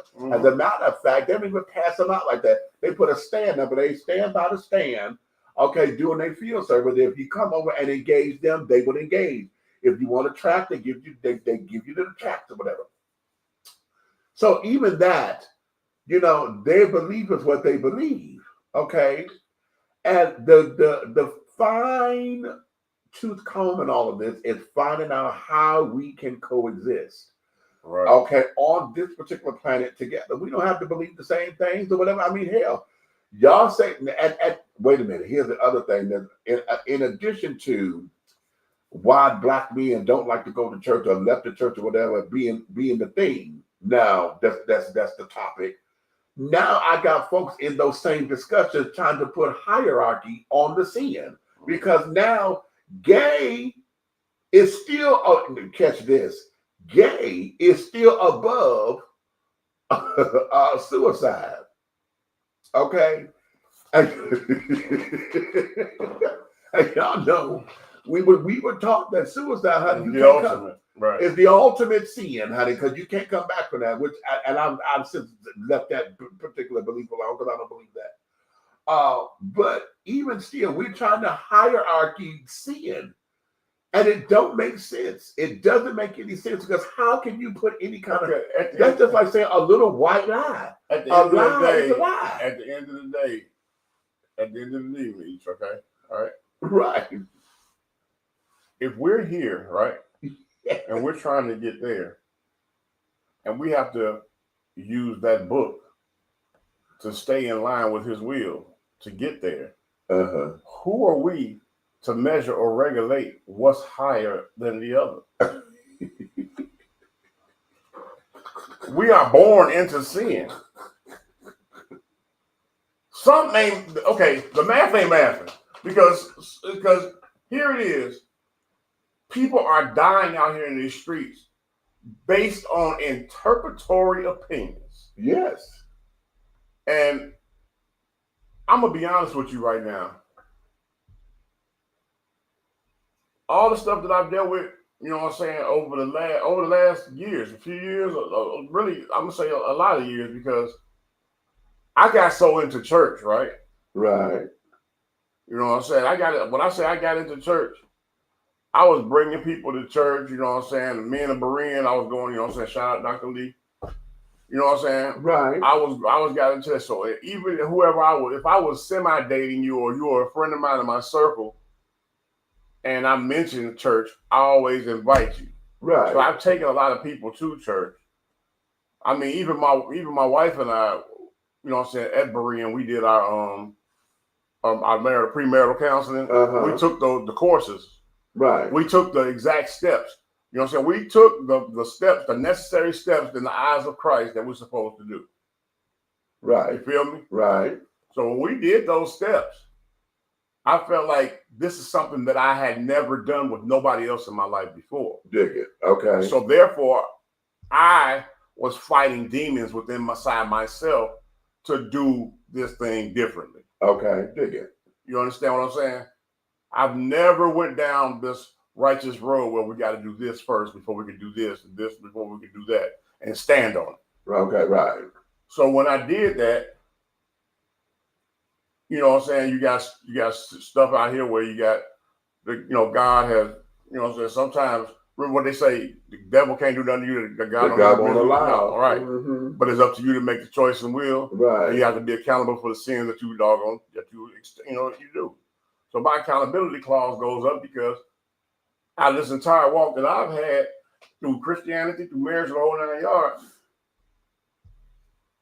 remember I told you about that 99.9? Right. That 0.1 destroyed my marriage. Exactly. But I'm cool. Okay. Am I happy? No. Am I healed? No. But is my relationship with Christ a lot better? It's more understandable. Get it. I know my wrongs.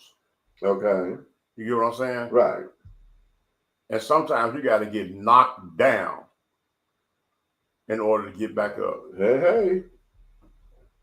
So at the end of the day, I am thankful for every Christian leader that has been in my life up to this day today. Okay. Because of the things they taught me.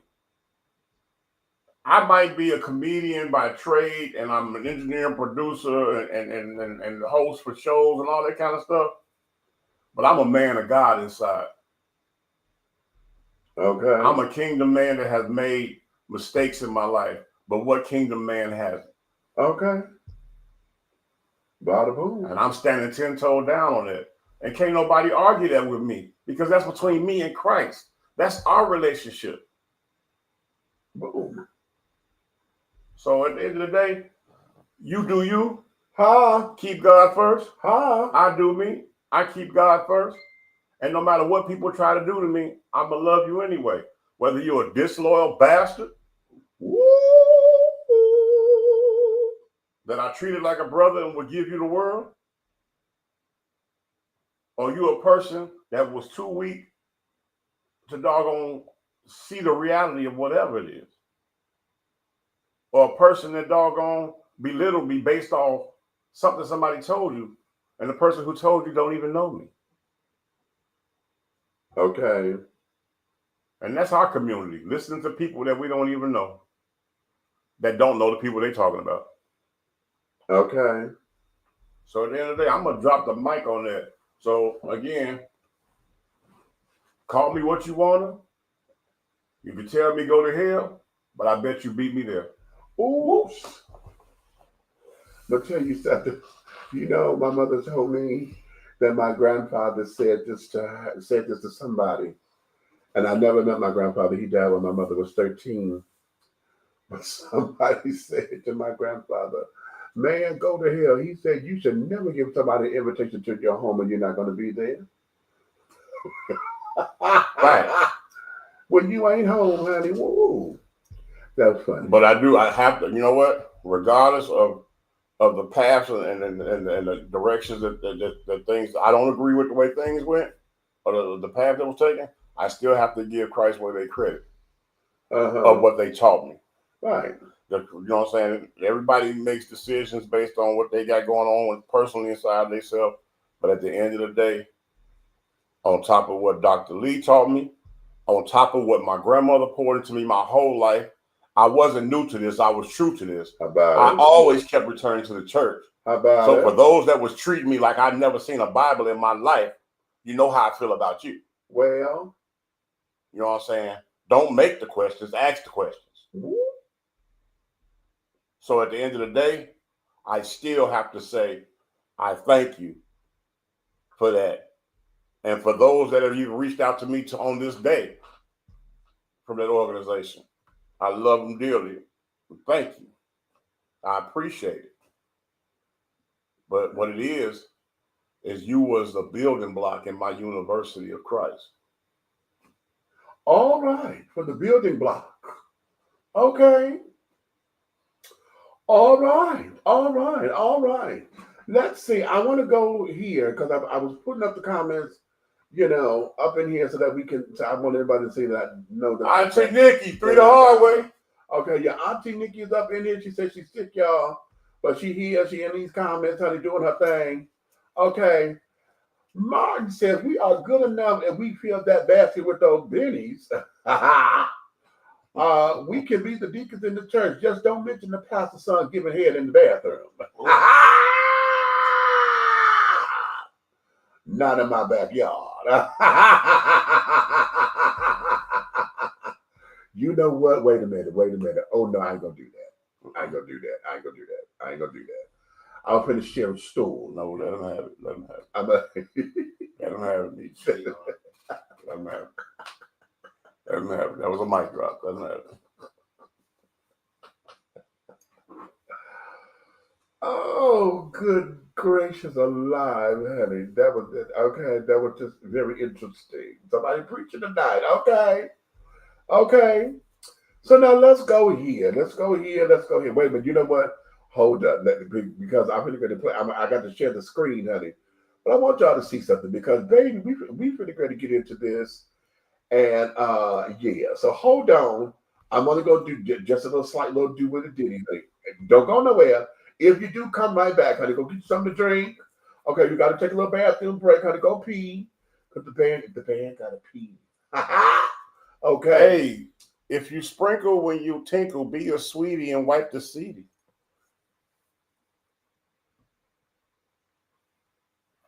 He's a rapper. Bars. Oh, you know what? Now, damn that, honey. We're going to go out like this because after that mic drop, boom.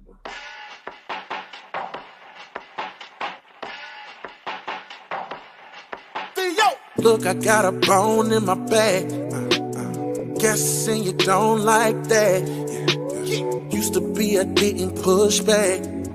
Now I got a song written for that ass, yeah. It can't be too sure about me anymore. I don't beat on the bush coming at your door. Fuck being passive, now I'm a bit more aggressive. Can't be mad at that, it's for my protection, yeah. Oh, I ain't fucking round. If I said it, then I mean it. I won't fucking back down. I'm a man, I got principles above your fucking head. You ain't walking over me, pay me my fucking respect. Yeah, I said what I said. Said what I said. Said what I said. Said what I said. Said what I said. Said what I said. Said what I said. Yeah, yeah, yeah, yeah, yeah. Yeah, yeah, yeah, yeah.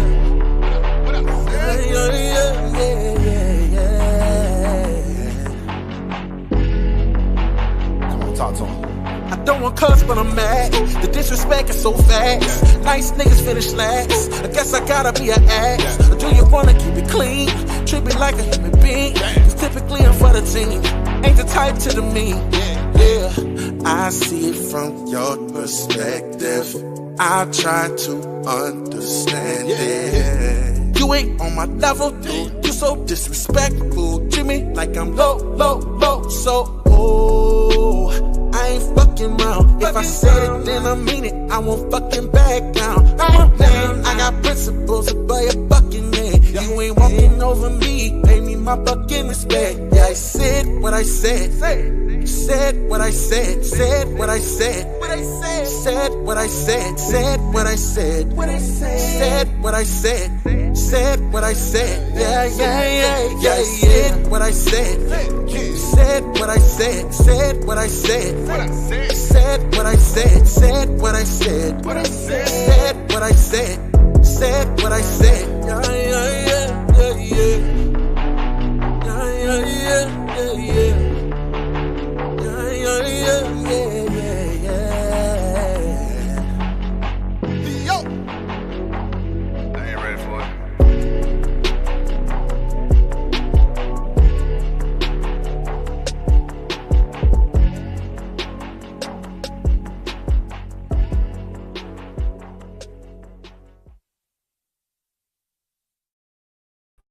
Okay, y'all. Shout out to my nephew right there.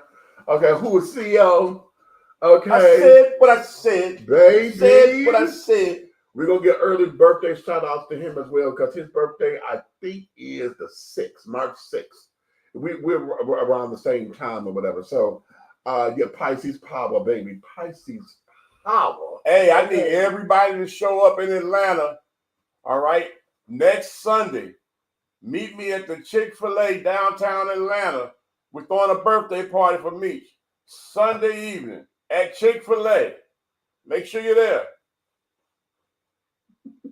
Okay, this is news to me, honey. Oh, they closed on Sunday. Right. I doubt they don't eat there.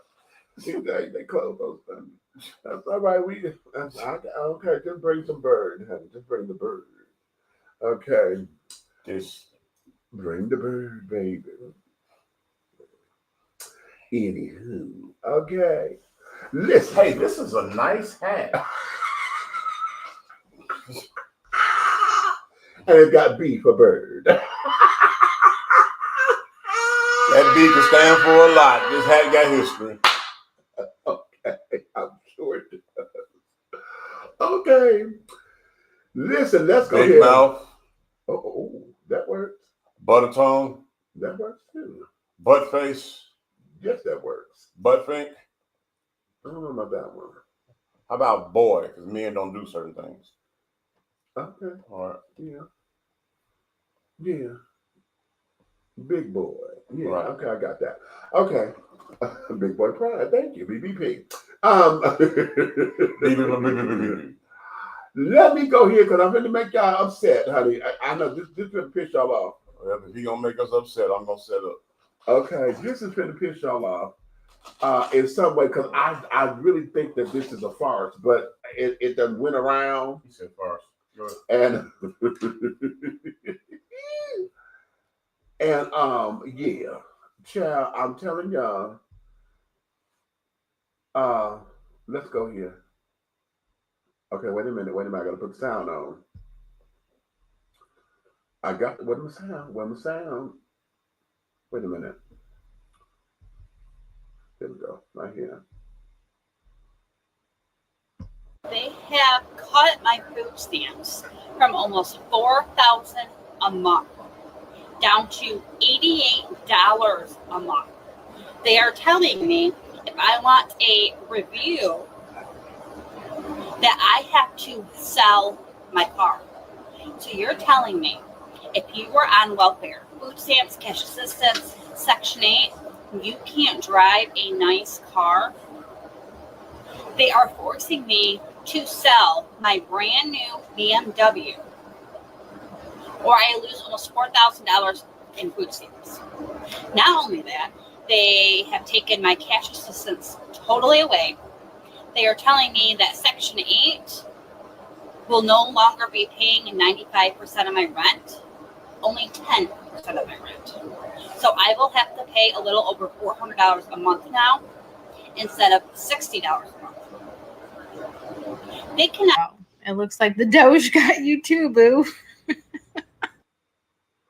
I'm gonna replay that because I got to hear that from the beginning.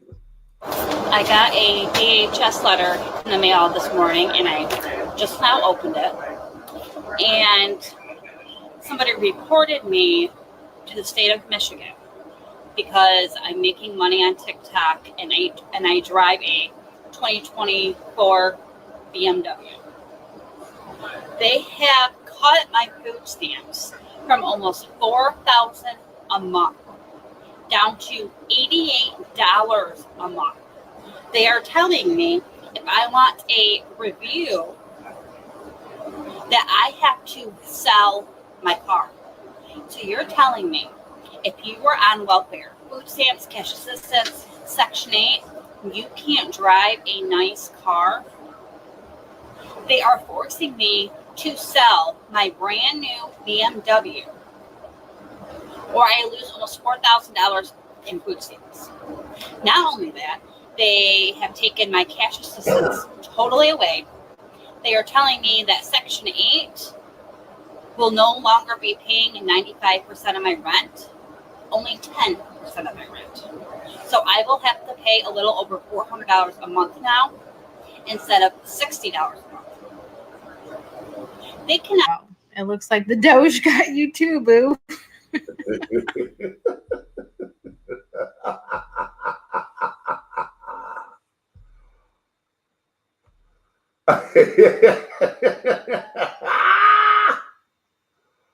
Okay, children. Okay, I want y'all to put your thoughts up here in the comments. Go ahead. Load them down. Well, load them down. Meech, I'm going to have to tell you this. Huh? Yeah. Where in the hell? She said Michigan. Michigan. Yeah, so that makes sense. $4,000 in stamps.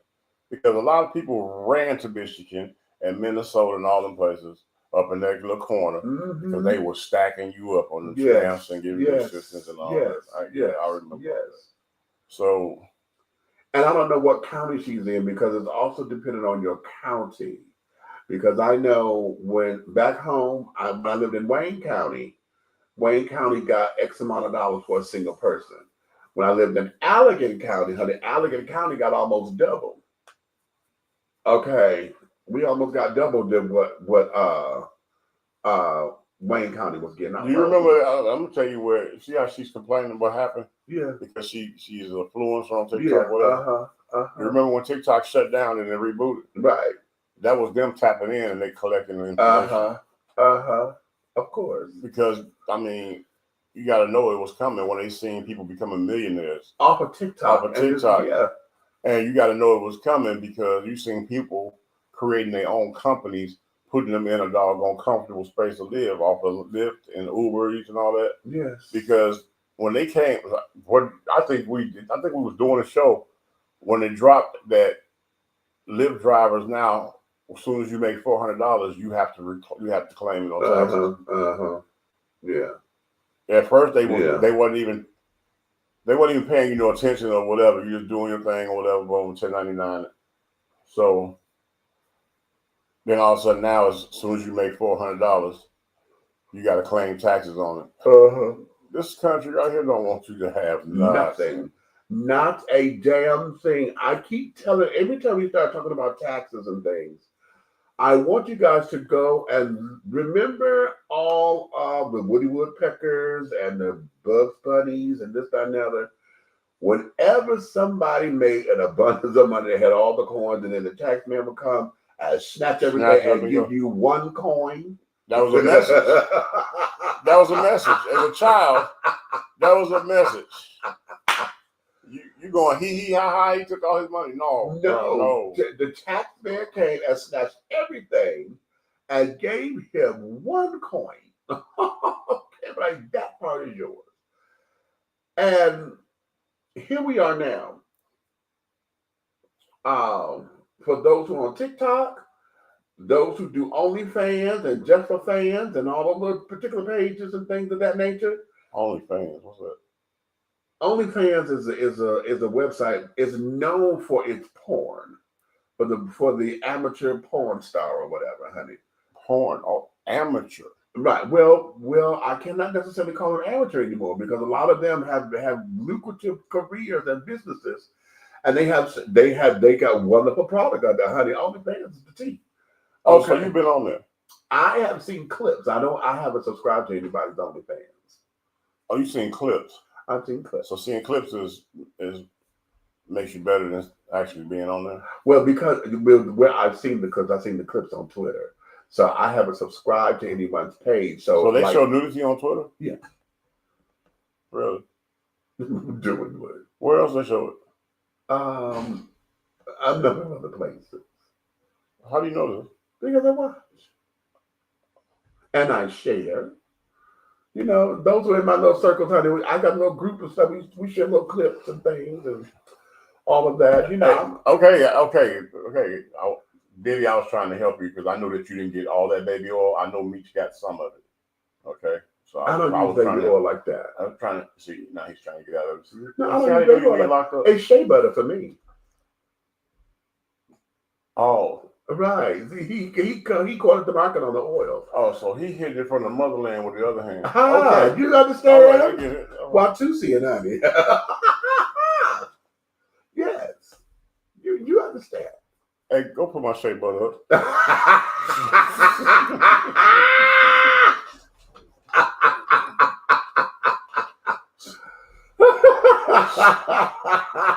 They say. But a lot of all of that, you know, they were coming from all the different industries because folks have become multimillionaires off of this shit. Okay, listen. I was just watching. Was it on YouTube?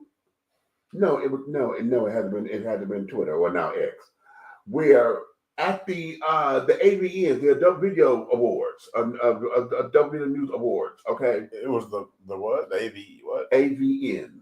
AVN. Yeah, Adult Video News, and they have an award show. It's like the Oscars for porn. Okay? Oh, they had Oscars. Yeah. Well, what do they look like?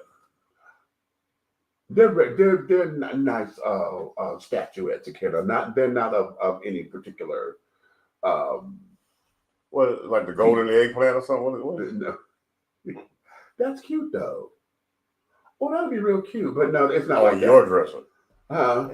No, just to have an awards program, honey. I don't necessarily need one, honey. I don't need an awards for that. I do. I want a golden peach.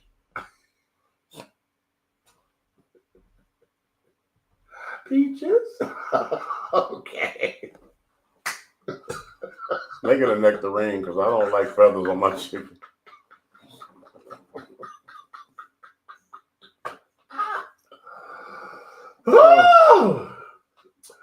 Oh, Lord. Okay. But all of those particular industries, honey, or entities or whatever, have been hit because I don't believe that the federal government has found a way to get their cut from it. And every time we get something that comes up, why y'all think it took so long for marijuana to be legalized? Because they did not know how to regulate, get in their goddamn cut. Once they learned how to control it, oh hell yeah, you can have it. Why do you think?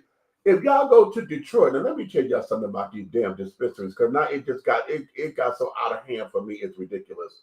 Because you see dispensaries like you see fucking liquor stores, every goddamn block and a half is a fucking dispensary. When I went home and my girlfriend, I'm with her, she said, that's a dispensary, that's a dispensary, that's a dispensary right there, that's a dispensary. I'm like, what? Everybody trapping on the block. What in the hell? How is anybody making money? But then I said, no, they have to be, because just like liquor stores are everywhere, honey. If somebody wanted, they know how to go up in there and get it. And all it takes is to get a damn prescription. Most of the dispensaries, you can't go in there without a prescription for whatever. So that there is that. And if you don't have so why don't they legalize prostitution all across the map? Wouldn't that be lovely? I'm saying the reason I'm saying that not for my own personal gain. Right. You know what I'm saying? Business, maybe. But anyway. Right. But not for, you know what I'm saying? It's just like they legalize it in Las Vegas. Right. They have a license. Yeah. Okay, and they have that 3/4 thing where they got to go to the doctor and keep Okay, that to me, I feel like you probably would make more money legalizing it across the map because the taxes they would have to pay on the tricks they do. Right. Now, I can see busting them for tricking under the table. Mm-hmm. That's funny. Yeah, under the table. Under the table, right. Yeah, but I can see that, right? But I just feel like the United States bring a lot of pressure on themselves legally when they can just legalize something and then license it and control it that way. Well, this goes back to the previous conversation. Okay, the reason why we have so many problems with it is because we got folks that want this country to be seeming as though it is the do-good country. See, a lot of what goes on in other countries as far as freedoms and carried on are concerned, the United States have reproves. And then we go over to other countries to try to tell them how to fucking live their lives and carry on. That's true, because when I say my mouth hit the ground, when I got to France, yes, and I saw everything, everywhere, like it walked out of a damn magazine. And actually, I had a few of them walk up and speak to me, you know, and just talking to me. Okay, it's like, my thing was this: are we gonna stay and have this conversation like you're not pointing at me? Right. You know what I'm saying? So, right. Like, and that's I wanted, you know, hey, it's out. Like, where's your clothes? Like, they're like, come over here, we're partying. I'm like, okay. Right. But over here, oh Lord, you're going to jail. Yeah. Slam down. Indecent exposure. Indecent exposure. Get your screen. Oh Lord. So, you know, we have all of that because of what we have allowed ourselves to say and do. And, you know, we're still trying to live up under this Napoleon style of living, of having a perfect society. And, you know, we try to have rules and morals and this, that, and the other. And it's all up under religion. And that's the backbone of a lot of what's going on here. And because we do not know how to keep everything in the middle, we don't know how to balance everything. Either we don't do it, or when it's done to the damn extremes, and there is no balance there. And there's got to be a happy medium somewhere. Legalizing prostitution, honey, but we're definitely, it will slow down the STD rate to carry it on. It would get folks up off of these streets. It will make them have to go to the doctor and get better health care and this, that, and the other, because then it is seen as a business. Right now, the reason why the underground is getting all the damn money, whatever, because it's still the allure. It's still I'm doing something bad. I'm doing something in the dark. You know, the whole idea of getting caught is part of the allure. Okay, so right now, child, and we don't want to do nothing about it, because now, hell, everybody want to sit there and throw the Bible and say, oh, you just a Jezebel, and you got the Jezebel spirit. And see, we want to get real religious and carry it on. But at the same time, some of you bitches that carry on want to sit there and act like that damn whore and carry it on. And the reason why the whore exists is because you won't be that whore with your husband in the bedroom, okay, and carry it on. And they'll act like and wonder how come he go do X, Y, and Z, or come to somebody like me because I do the other shit that you don't do. Okay, so okay, but I didn't mean to go there like that. I'm sorry. I'm sorry. I do apologize for having a burst. However, I stand behind everything I just said, though. The truth is the light. Lord have mercy. The creativity of one's immorality in a relationship under God in Christ comes from the person that don't want to be accountable for what they're not doing. Ooh. Just thought I'd put that out there. Well, what you know about that there? Mm-hmm. So that there is that, children. Now listen. Let me ask y'all this question. Did I got the thing up here, or did I do away with it? I think I may have done away with it. Let me see if I can pull it back up. Oh, wait a minute, not that. Oh, not that. That'll ban me. Don't worry about it. Oh, Jesus. Don't worry about it. But I tell you, don't worry. Make sure you log out my computer. He got residual porn following him around the planet.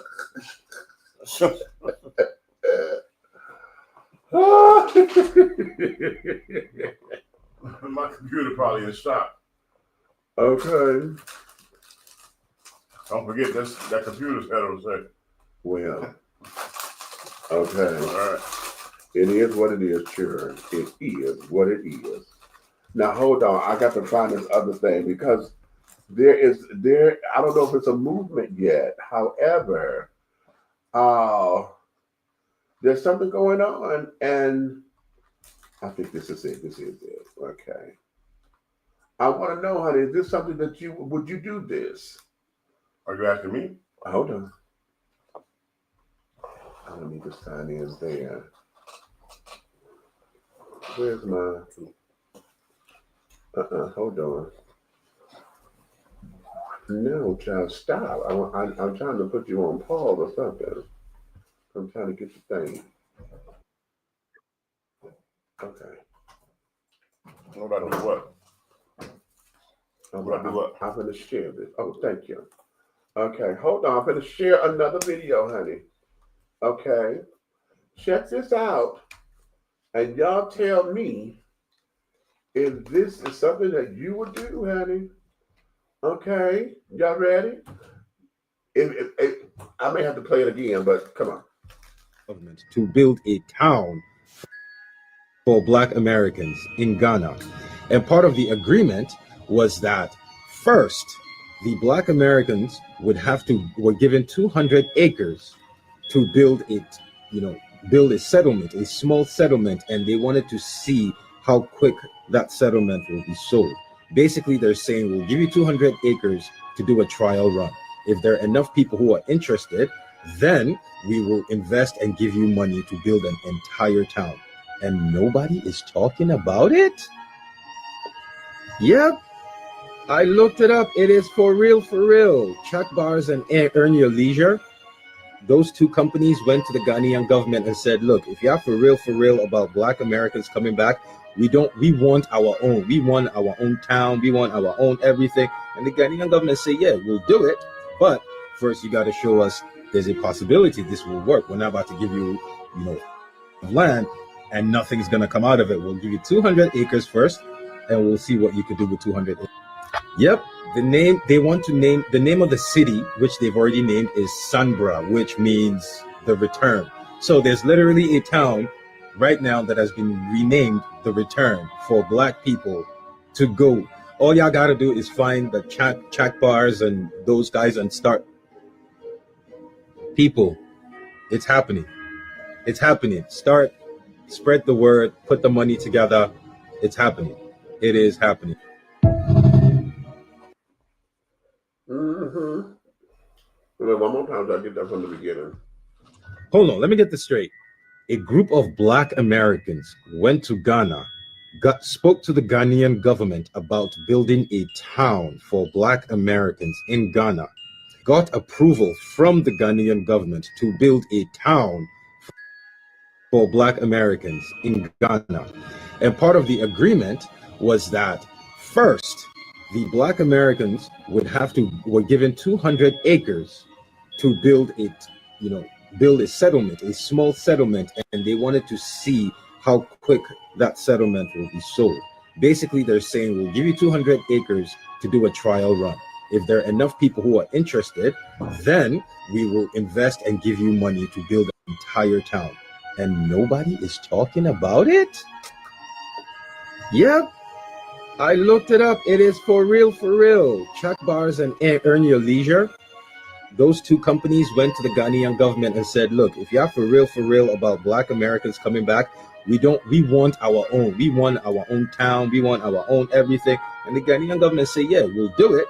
But first you got to show us there's a possibility this will work. We're not about to give you, land and nothing's going to come out of it. We'll give you 200 acres first and we'll see what you could do with 200 acres.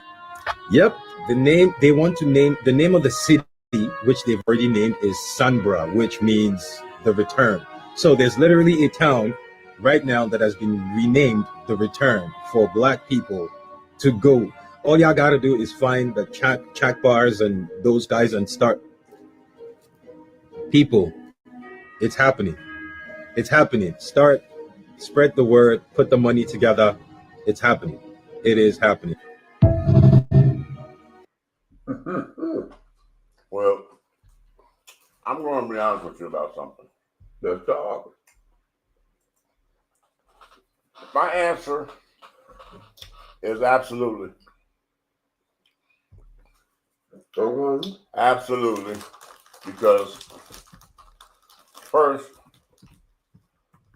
if they continue to push that idea and grow that idea in numbers, it will doggone cause an economical impact on the United States, which they need to recognize. They do need us.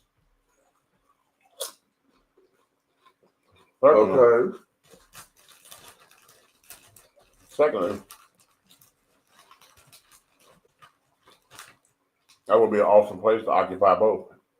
Mm-hmm. When the winter comes here, go there. Mm-hmm. Mm-hmm. That's what I said. But it's a good idea, very supportable. But isn't it funny how you can make fools out of the United States when it comes to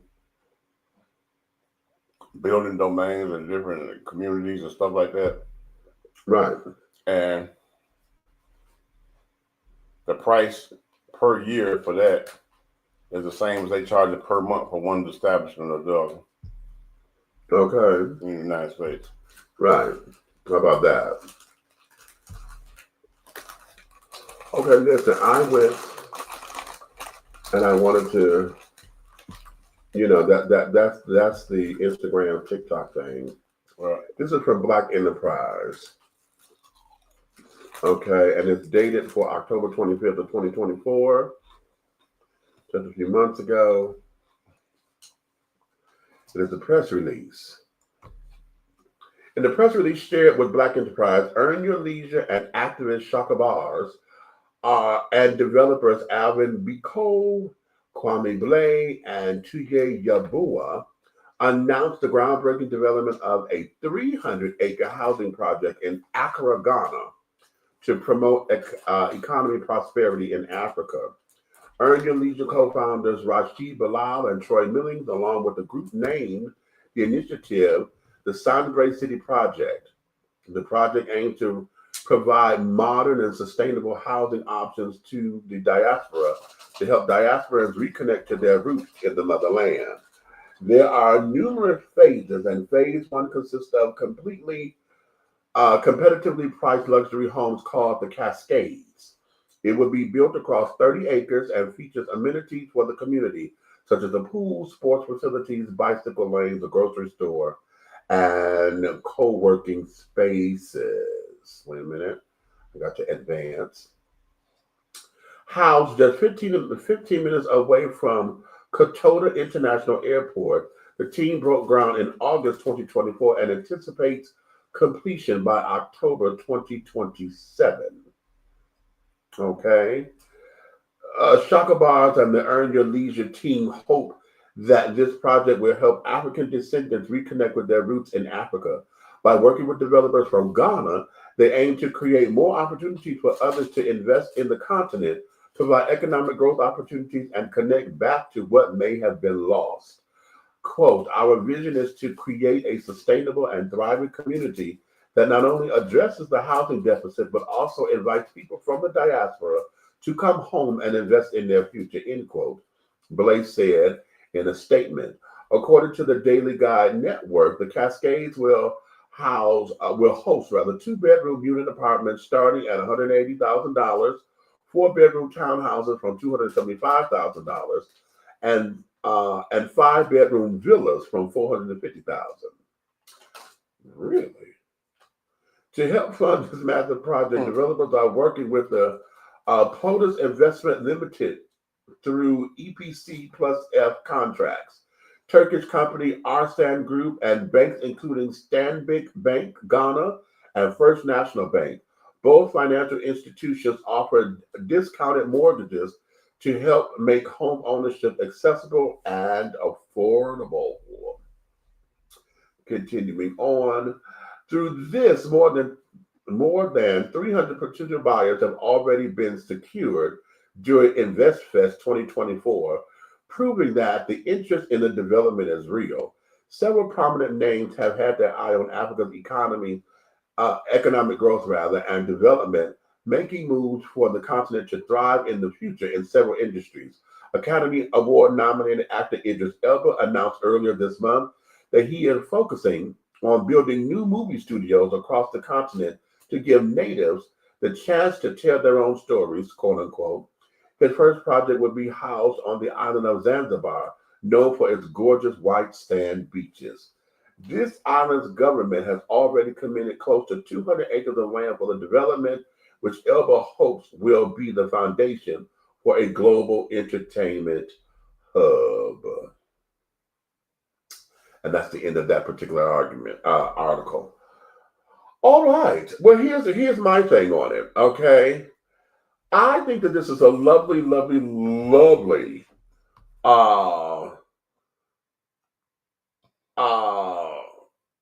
attempt. Okay. I want to see where this goes because, yes, the idea of going back home to Ghana and carrying on is very enticing. I love the idea of folks, wanting to go back to their roots. Honey, come on, RuPaul. Somebody cue up RuPaul going back to my roots, honey. Back to my roots. The problem that I'm having is, as a person of rainbow persuasion and of the rainbow community, I don't know how safe that would be for people like me. Okay, considering that the continent, and I know Kenya is one of the countries, honey, that has the death penalty for gay folks and carrying on. I know I'm out loud, live, in color. Okay, if I had hair, I'll still press the curl of my hair, and I'm one of those kind of children. Okay, at the same time, if there was other securities in place and things of that nature, and if we had a stronger government over there and their regime was to protect all of its citizens and not just get caught up in the biblical aspect of what if this all is, I'm down for 100%. I have to go in with caution though, because there are no protections for me at this point. Yeah, because I mean, like, okay, you and I, we've had our run in with a guy in these fellas that worked with us that had opinions, and he had major opinions until he interacted with you, and then he became an ally, right? Instantly. But where he was at before that, no, it was not, and it wasn't about him. Said people are not born that way; they're taught these things. Right. So for him to be the age that he was, that was poured into him. So I do understand where you're coming from, because even though as a gay man in America, you share a lot of the same things because you're a gay black man in America. So you have the same issues of being looked at in a racial format as I do. You know what I'm saying? That's just like you don't understand say a simple battery charge in a domestic situation is the same whether you same sex dating or opposite sex dating. It's gonna be the same charge in front of the same judge under the same law. So people don't understand that not only your world is different, but it's the same. Right. You know what I'm saying? You all have heartbreaks, you have emotional breakdowns, you have, you know what I'm saying, divorces, you know what I'm saying? You have all of the same stuff. You got stalkers. Oh Lord. You got some it's just crazy. You got some people that want to be violent with you. But that don't do nothing but give me, okay, I'm a black man. I go out the street, it'd be a doggone some ignorant young gang niggas that want to be violent. Right. You go out the street, it's just some ignorant young straight niggas that want to be violent because you're different. It's the same fear and the same suffrage and the same plan. Right. So people got to understand that you can walk down the street as a heterosexual human being and a homosexual human being, and the only thing between y'all is a reflective mirror where y'all can see each other.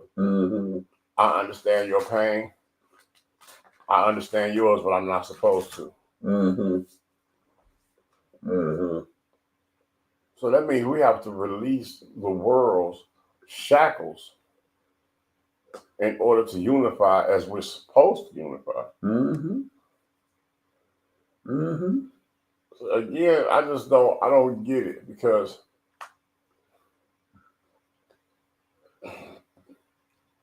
it's like, let me show you the world. I've seen so many court cases and things, right? Okay, look at this. I'm going to ask your opinion as a man of the world. You've been around, okay? Okay. And I just want one answer. Okay. There's a man, there's a woman, right? She pressed charges or want to go at him and say he forced himself on her, right? She removed her own clothing. Not because she was told to, but because she wanted to. Is that consensual? Or is it situational?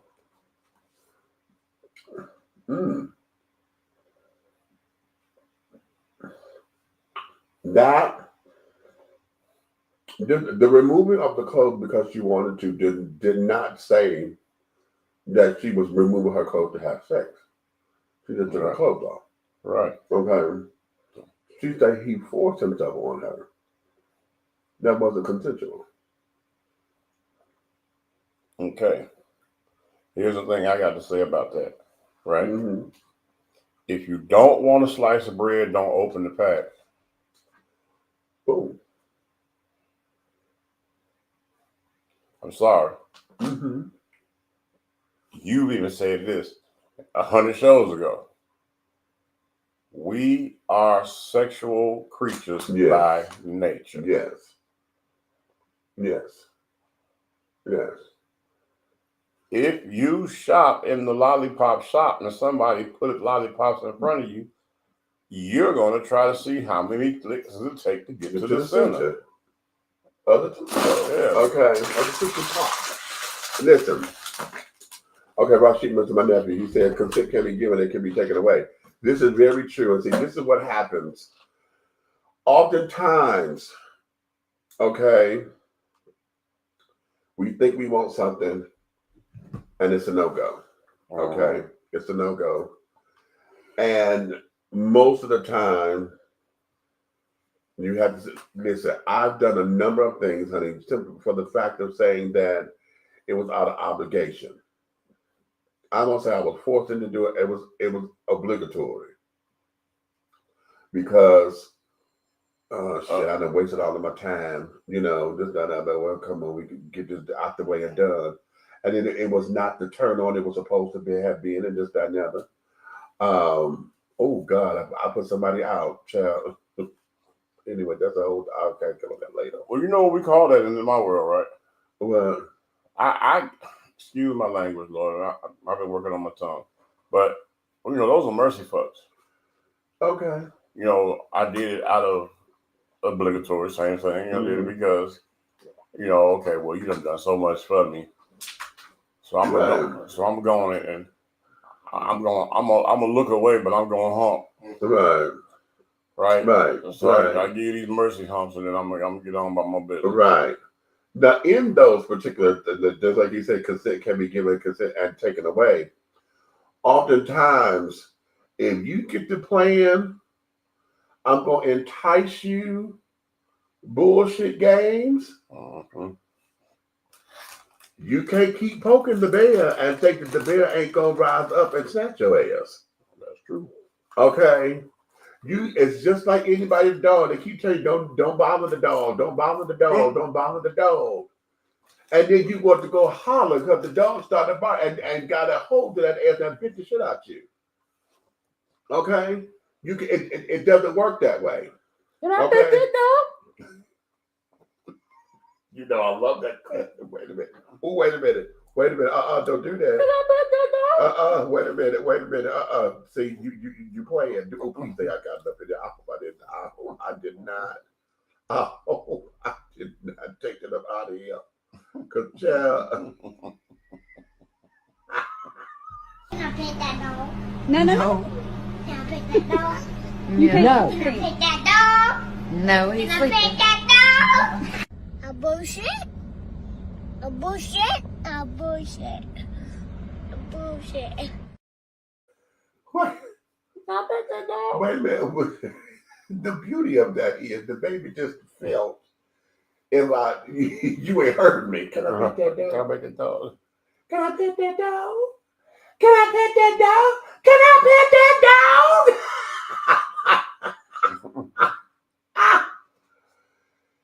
And that there. You know what? Let's use that because that's perfect.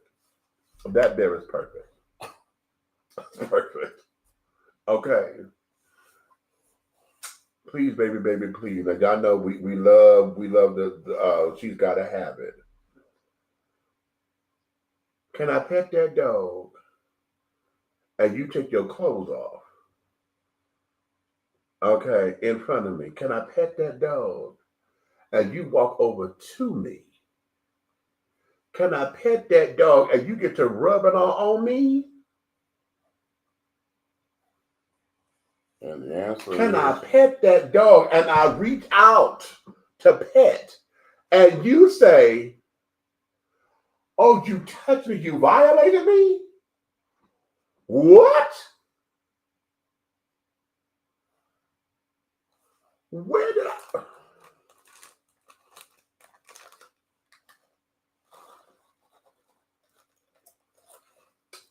Ladies and gentlemen, I'm talking to everybody, okay? Whatever your sexual orientation is, if you poke the bear and the bear gets up hollering, whose fault is that? It's a whole different thing if it was accidental, right? We know what accidental is, honey. You didn't mean to poke the bear, okay? And then what Sherelle said, I didn't mean to turn you on, honey. You read me wrong. I wasn't trying to lead you on. I want a friend. I didn't mean to turn you on. So we know those, okay? We know those, okay? But here is where it is, honey. If you sitting up there talking about t-shirts and my panties on, I got my t-shirt and my panties on. If you giving me that, walking up on me, hello? And the feeling is mutual in the beginning of all this, and now you sitting here trying to pull a stunt or you trying to prove a point. And now you got things going. And you know, listen, there is a fine line. there's a thin line between give and take. That's it. Yes, exactly. Because, yes, exactly. Because if you get me to that point and I'm thinking this is going to go one way and you end up abruptly saying no, that energy and stuff that's there, if I'm not strong enough to keep myself from becoming agitated and aggressive, that's how rape becomes that way, because now the energy is already there and it gets rechanneled very quickly. And I witnessed a situation in Chicago, right? On the south side of Chicago. I guess this guy was constantly trying to catch this woman in the vestibule, that way. So trying to constantly catch her because the area she lived in after work. Yeah. It was pretty much once she walked in and nobody knows she in there. Okay. She got to open this one door. Okay. Now she's in that hall. Okay. She got to open another door before she goes. Okay. He gets in the door before she's there. She comes into the first door. Now it's gotcha bit. Mm-hmm. He's in there. And now this is the part where he's snatching. Mm-hmm. He's forcing. Mm-hmm.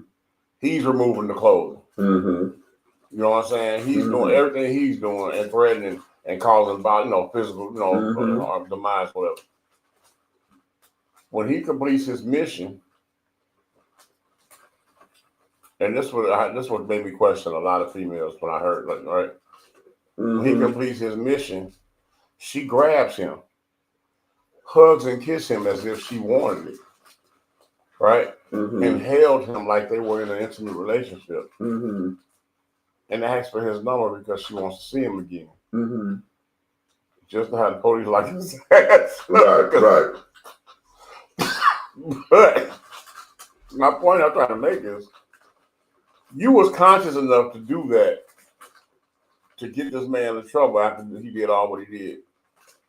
Mm-hmm. So that makes me wonder how much of the emotional flow from women that go crazy or act just totally, how much of it is bells and whistles and sympathetic and just want the world to doggone be, it's all about them. It's like nothing else matters. If a woman goes through a real rape, a real snatch, slam, punch in the face, hitting the stomach, snatch, rip clothes off, force penal, boom, all that kind of stuff, and still had the mentality to think and hold intimately this man to act like she really liked everything he did and exchange numbers. She had the capacity to do that. But then you got some women that's walking around with a damn skirt on with no drawers on at all. And the man snatch him up and he run up in her and she can't think straight for 30 years. Right. Privilege. I'm gonna attest that to privilege. And what I mean by privilege is, and naivete. It's the whole idea of, how we say, I wish a nigga was good. Right. You know what I'm saying? And then you get what you ask for, and you are so dumbfounded that it actually happened to where it throws you off. You know what I'm saying? It takes you off your game. Right. In the story you just showed, whatever that was for her survival, to say he's not getting away with this, and for her to get creative that way. Right. Okay. To me, it was amazing for mental capacity to be able to flip the script. Right. Okay. And maybe she has some kind of training in that. Maybe she took a psychology class or something to know that the mind of a rapist is to take that control. Because I've heard that before too. Where in that the victim was able to flip the script to where the man didn't know what to do.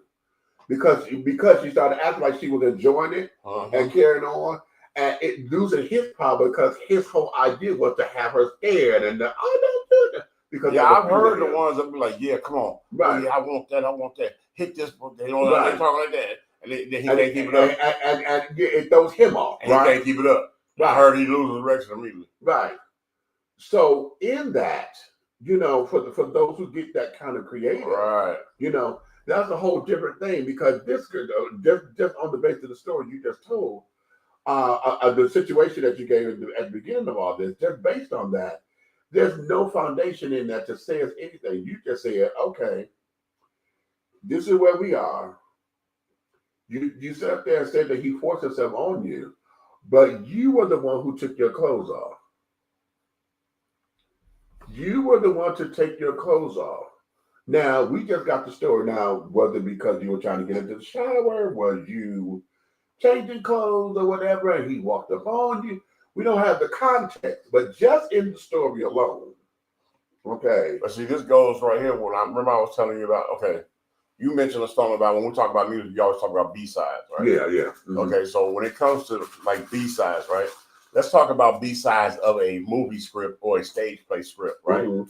And to me, what B-sides are the unscripted, unheard of, unquestioned things that go in between the actual character movement. Mm-hmm. You feel me? Mm-hmm.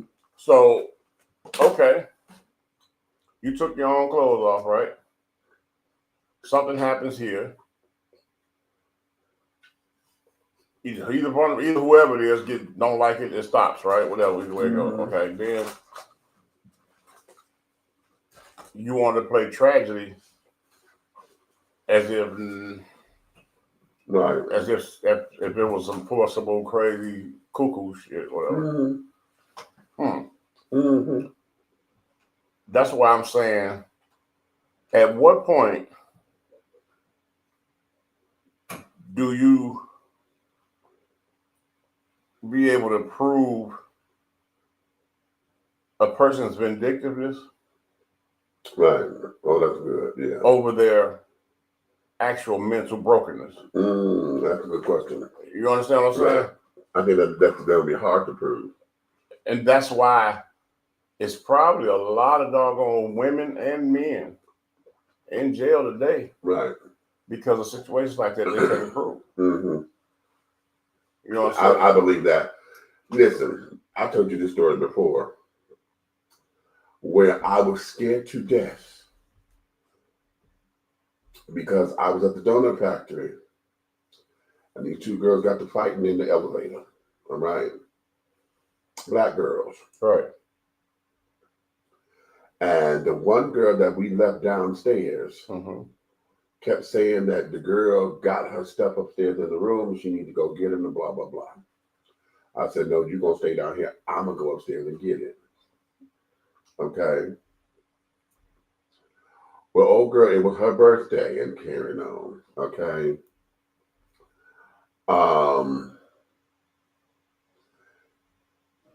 She said, I ain't got nothing of hers, I promise you. I have nothing. See? We went through the room. She said she went through both bedrooms. She said, I have nothing that belonged to her.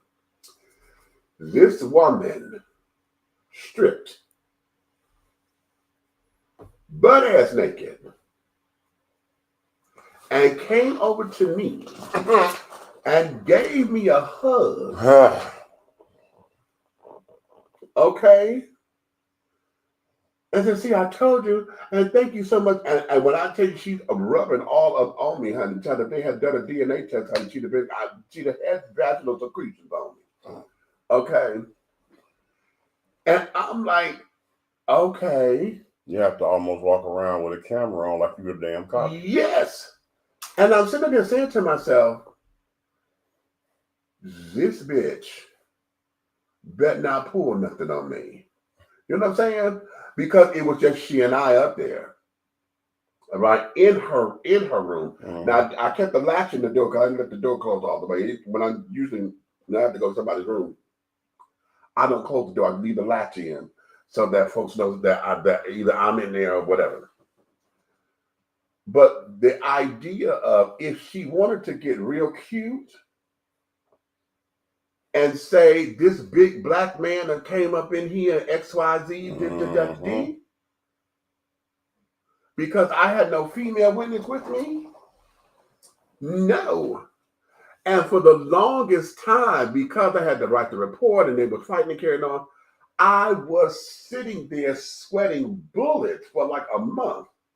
So I'm like, if this girl is cute, it's a sick situation in this world because I'm gonna tell you something that I saw, right? I saw a man get railroaded. Mm. And let me tell you how. He got railroaded. Falsification on rape or whatever, taking whatever. I never even understood rape. Like, to me, there's no turn on taking nothing from nobody that's not giving it to you. That just don't work. No. But it does exist out here, so these things need to be talked about. But I saw the situation where it was a consensual situation, and when she couldn't get away with something else, she turned it into point the finger and he forced himself and all that, right? Okay. Mm-hmm. Mm-hmm. Now, here's the problem with that. Go to the court system, and this is where I was saying, because I didn't see with the actual thing. I saw the situation for the court. Mm-hmm. You have a girl standing here, boo-hoo crying and shit like you just slapped the shit out of her 2.2 seconds ago. That's some shit that you dogging been waiting to get in court for 45 days, right? Right. Okay, that's strike one. That to me, I tell people, the judicial system does not have any common sense because you should watch people's body language. Why is she still crying? Right. You know what I'm saying? That's the first sign of this some bullshit. Mm-hmm. Secondly, she gets a public defender of a minority public defender that's a female that's been raped when she was a teenager. Oh. And then you get a female judge. So they come in prejudiced. Mm-hmm. Mm-hmm. Then you got bailiffs in there that's females that don't know the case, and as soon as the case spoke about, the ones that said good morning to you, how you feeling today, no longer speaking to you and roughing you, handling you rough. Mm-hmm. And you never got a chance to speak on your own behalf. You just got slammed and thrown in the railroad because whatever they said is what the hell it was. That's the world we live in. Right. That's it. That there. Yeah. All day. Well, I'm gonna leave it alone all day because people will be people, and that's why you have people like us here to bring these topics out so we can hear the opinion. I'm telling you right now, this is Decency with Big Meat. I'm Big Red. This is a show, and it's not for us. It's for you. Okay. You know what I'm saying? Because there's a lot of things out in this world that go on, current events and things that go on in life that need to be talked about. Yeah. Yeah. It need to be talked about. And until we get to the point where we're not afraid to confront our what I call our fears in life. That's right. Then we're always going to be in a whirlwind of confusion. Exactly. Confusion. How many people have you lost in your life over something that never really happened? Right. Exactly. Exactly. Exactly. So, honeys, yeah. So you know what? That's a cute place to end.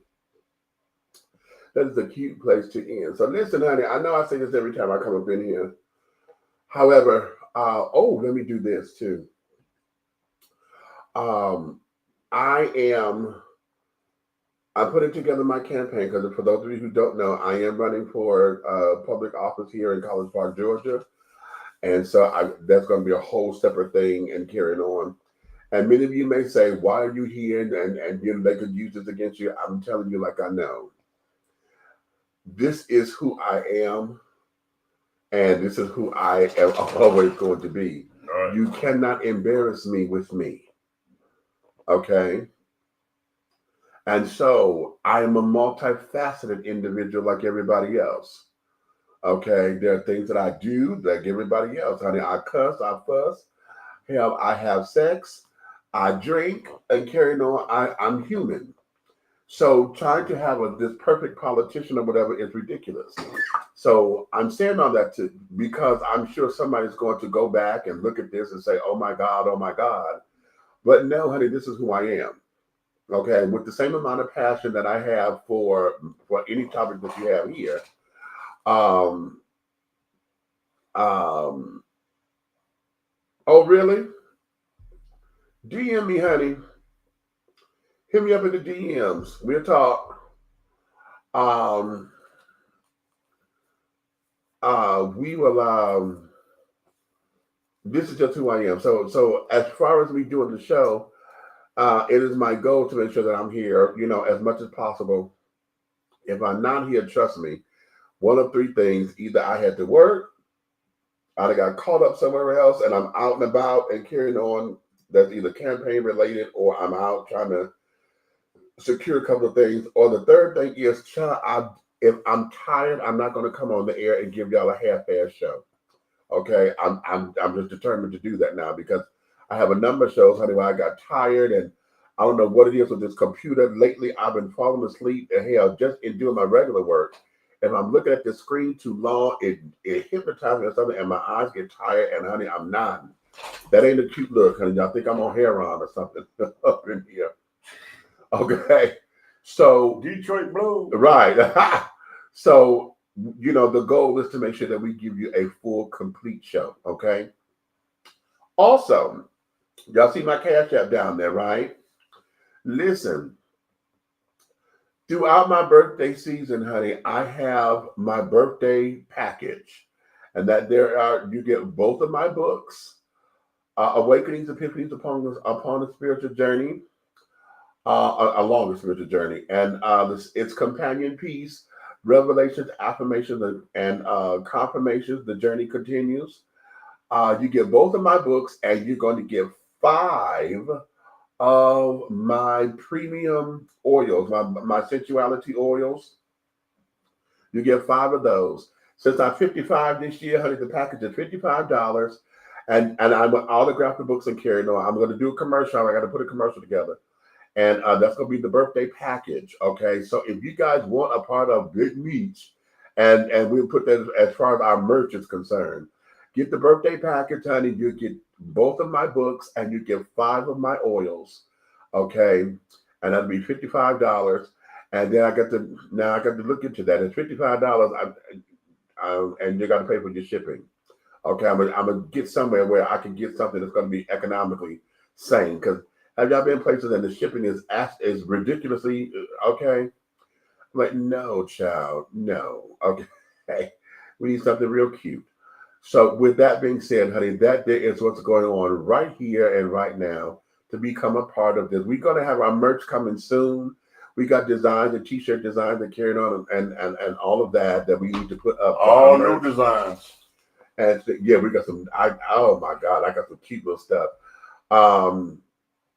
that's coming for you, honey. You get to rep who you are, honey. Are you a tea sipper, a crumpet dunker? Are you a tea brewer? Are you a pot stirrer, honey? Are you a tea leaf reader? Are you a tea bagger or a tea biscuit, honey? You get to represent who you are, honey, with the shirt. So we got a lot of that coming. All right. And I'm trying to get some mugs, and I want some tea mugs. Okay. I'm looking to find some that'd be a cute little price, so that we can make sure we get the merch going for you. Okay. So we got a lot coming up there. Okay. For this particular season, and I'm excited about it. So with that being said, listen, you may finish all of your crumpets, my darling, because the tea has been dished, and you have been dishing tea, darlings, with Big Meats. And right over here, we got Vail over here, honey, all the way, the big guy ally, honey. Okay, radio personality. That's our brother station over there, the WAHR radio, honey. WTEA is still up and running. You get to hear myself. You get to hear E-Groove. You get to hear Buck over there spinning and carrying on, and this, that, and the third, child. So listen, we got some things going, and I want you guys to understand, honey, if you love us like you say you do, honey, I want you to get all your family and your friends, your good Judies, honey, your brother-in-law and all that. Y'all coming over here, have everybody to like, subscribe, and to share. Okay? Absolutely. But if you hate us, don't like I said, or don't like the fact that I'm gay and this, that, and other, if you don't like the fact that Vail goes off and talks about church and this, and that, whatever, if you are hating like that, I need. Or if you was already hating before I started talking. Oh, how about that? You know who you are. Okay. If you're that girl, okay, I want you to tell all of your motherfucking enemies to come over here and to like, subscribe, and to share.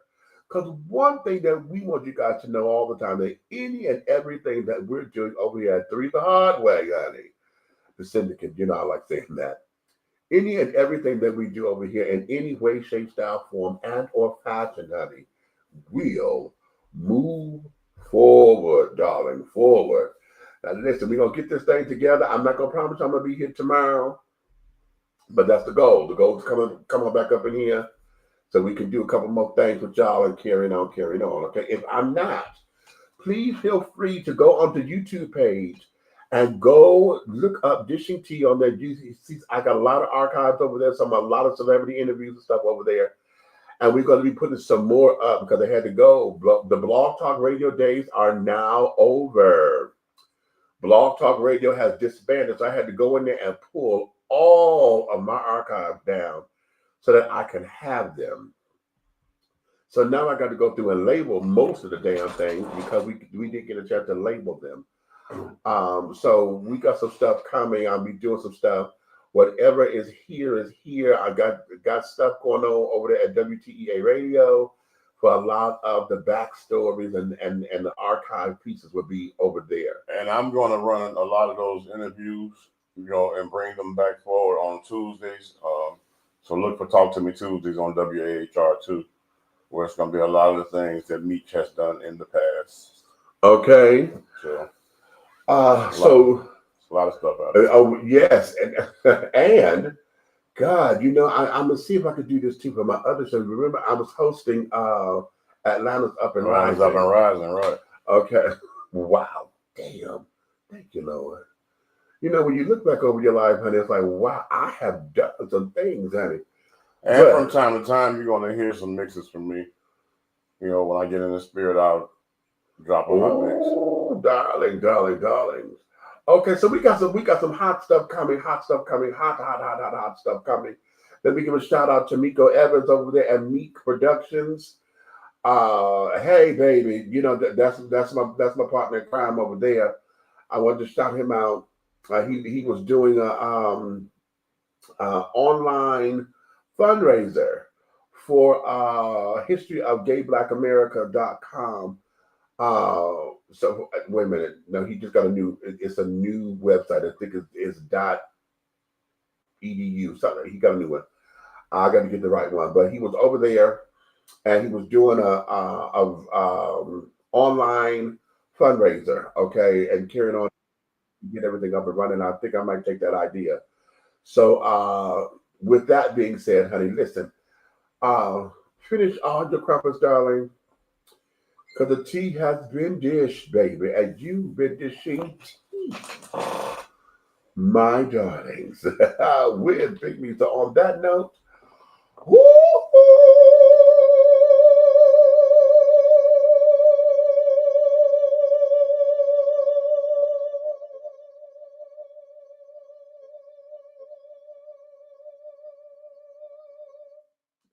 oh, it faded out. It faded out. I thought I could do it. I was trying to look at my time, buddy, but I got pretty good. I got to like 16 seconds. That was cute. All right. But anyway, honey, scene.